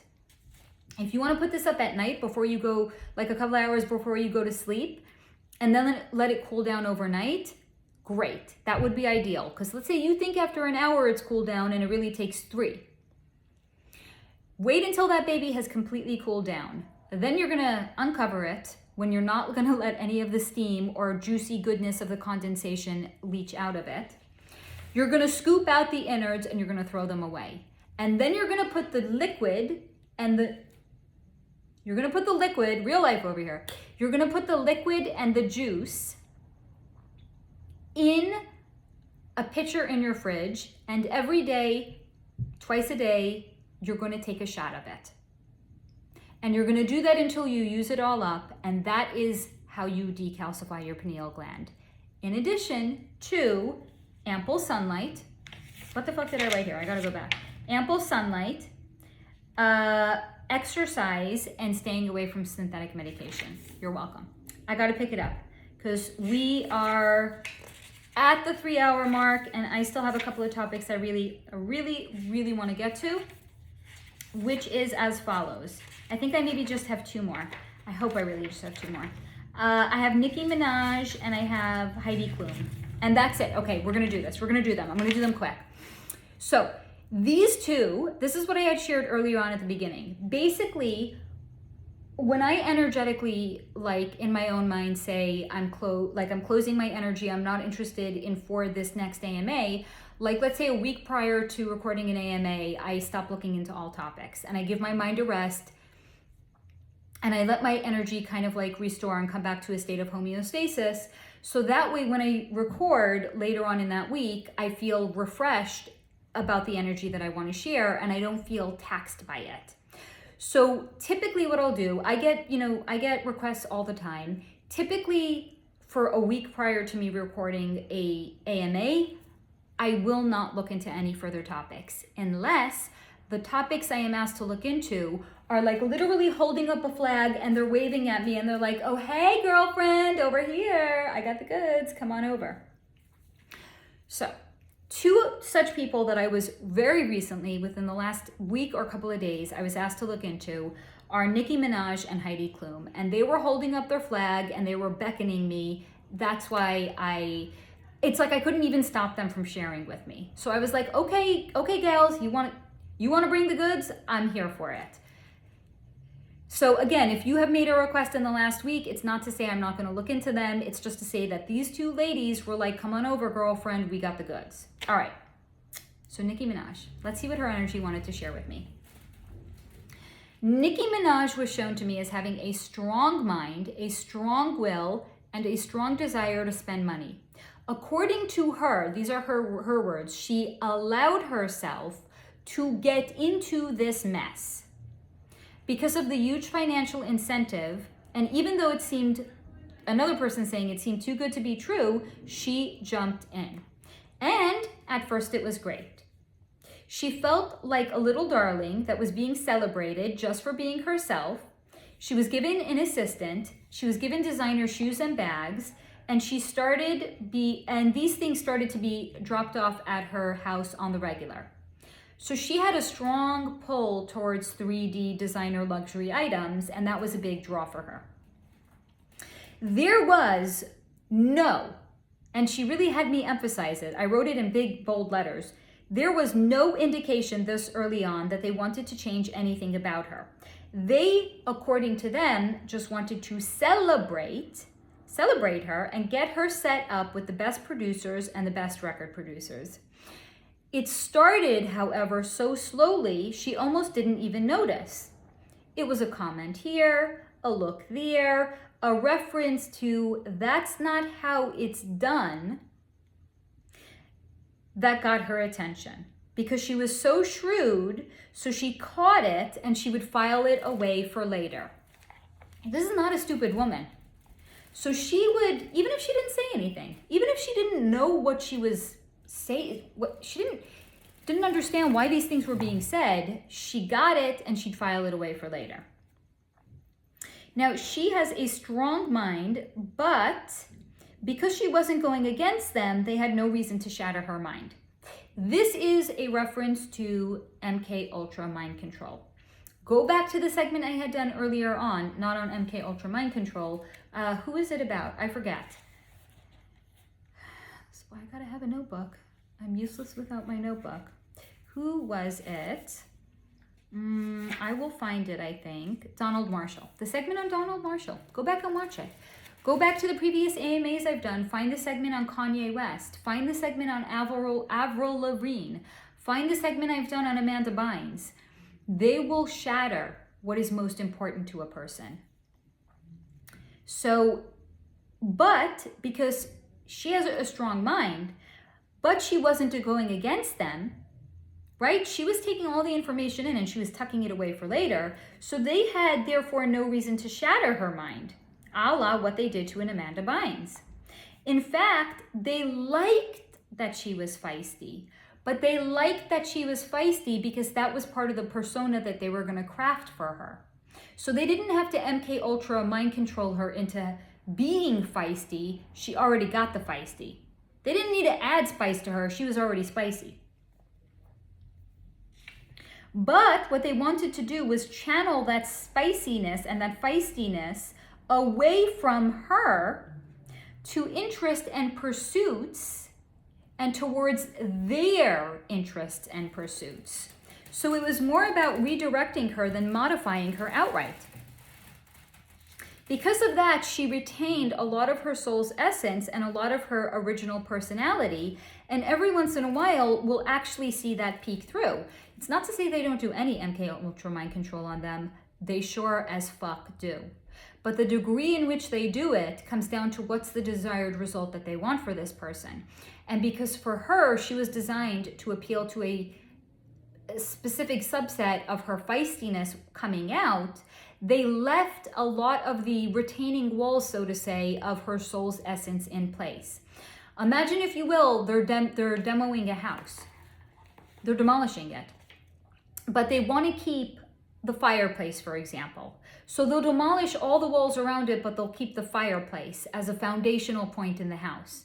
Same thing here. They liked her feistiness, so they kept her feistiness. Not to say she didn't have MK Ultra mind control done to her. She did. It's to say they kept more of the foundation of her personality actually in place because they wanted that. But they wanted to direct it where they wanted it to go and not necessarily as something that remained with her. And the way they got her to acquiesce, how do they get people sometimes to do these things? Are they going to say, come with us, we're going to fuck up your mind? No, of course not. So the way it was pitched for her was they had pitched hypnotherapy for her to work through some of her so-called anger and some of her so-called issues. Because she was indeed very, very feisty. So they pitched it to her as being beneficial. But instead of working on her anger issues, they used that time to reorient her mind. MK Ultra mind control. She does not know consciously what was done to her, but does acknowledge that sometimes she feels as if she's emerging from a mental fog and it's disorienting to her.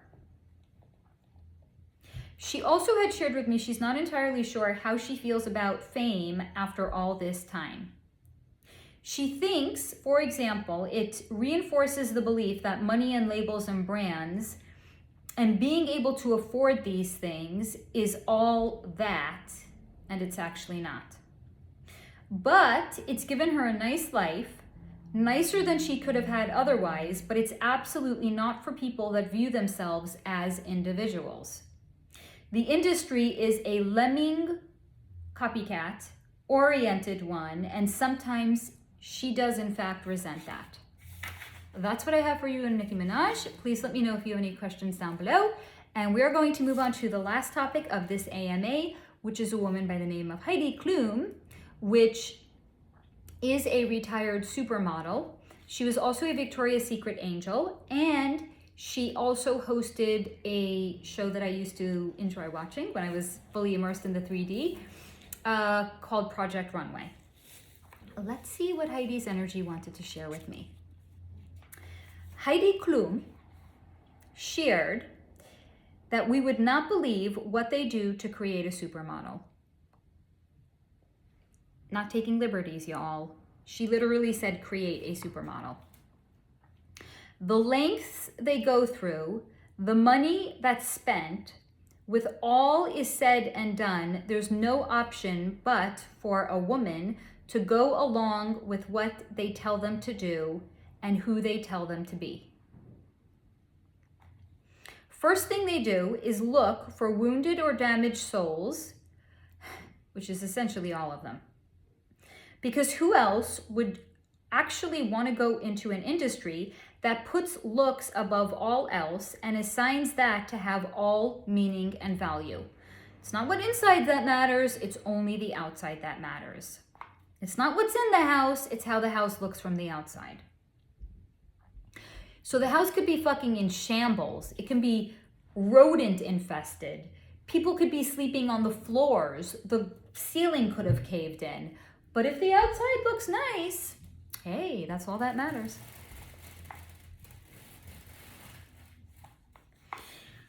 But here's the thing. It's not even real. Not just the house. This is Heidi sharing. The industry, what's done is not even real. They all, and I capitalized ALL, they all have had work done, and not just to their faces, but to their bodies as well. It actually takes years to sculpt and to sculpt. I can't see something the bodies to sculpt the curves the bodies of Victoria's Secret angels have. And then when they have a hot one, they don't have that kind of time. So when they have a girl and they're like, you know what, we can work with this, we can create a supermodel out of her, they don't have years to sculpt the curves on that woman's body. Now, this is not to say that they don't work them out. They, of course, do. But in addition to that, they all get cool sculpting and liposuction. They all get hair extensions and spray tans. They fix their teeth. Some of them get nose jobs. They're creating them. Supermodels aren't born, they're made. None of it is real. Not even the girls that supposedly eat pizza prior to a Victoria's Secret fashion show. That's all BS. Because what we don't see after the photographers are there snapping photos of them eating pizza, and the journalists are talking about the fact that the Victoria's Secret models were eating pizza prior to doing their show wearing next to nothing. What's not shown to us is them going up and throwing up in the bathroom. They look at these girls and all they see are dollar signs. They don't actually see people. These women are commodities used to seduce men and create an unharmonic relationship between women and our own bodies. The secret is Victoria's Secret models don't even have bodies that Victoria's Secret models have, because none of it's real. The surgery, the airbrushing, the special lighting, fixing photos of them afterwards, it's essentially smoke and mirrors, and everybody eats it up. The only thing that is real about the industry is how used and abused the girls are. They are seen as prostitutes and sold off to the highest bidder. And if we don't think they do MK Ultra mind control on models as well, then according to Heidi Klum, we haven't been paying attention. How else, otherwise, do you get an attractive woman to have sex? How else do you take an attractive woman that can have sex with any man they want, and you're going to get them to be yacht girls? And what are yacht girls? Girls, they're like prostitutes by sea. They're beautiful women that get paid to have vacations, and they get to be on yachts, and they're the entertainment for the rich men that are paying for these vacations. How do you get these girls to be yacht girls? How do you get them to squeal with delight by being playfully chased by a 5'3" rotund millionaire? And then to be caught so that 5'3" rotund millionaire can then have sex with the Victoria's Secret model. How do you get them to squeal with delight as if they're enjoying any of it? MK Ultra, baby. It's through mind control. Nothing in the industry is real. Not even the purpose of the modeling industry. But the real purpose of the modeling industry is one secret Heidi Klum will never tell. That's what I got for you guys on Heidi Klum. That concludes today's AMA. We're clocking in at just under 3¼ hours. I hope that you guys have enjoyed this video. Please feel free to leave comments on any topic for further clarification, or if you want to let me know how much you enjoyed this video. Liking, sharing, commenting, all of those things help a channel grow, and I'm grateful for every like, comment, and share. I'm grateful for you. Thank you for being here. And until next time, and every second in between, stay in the high vibration.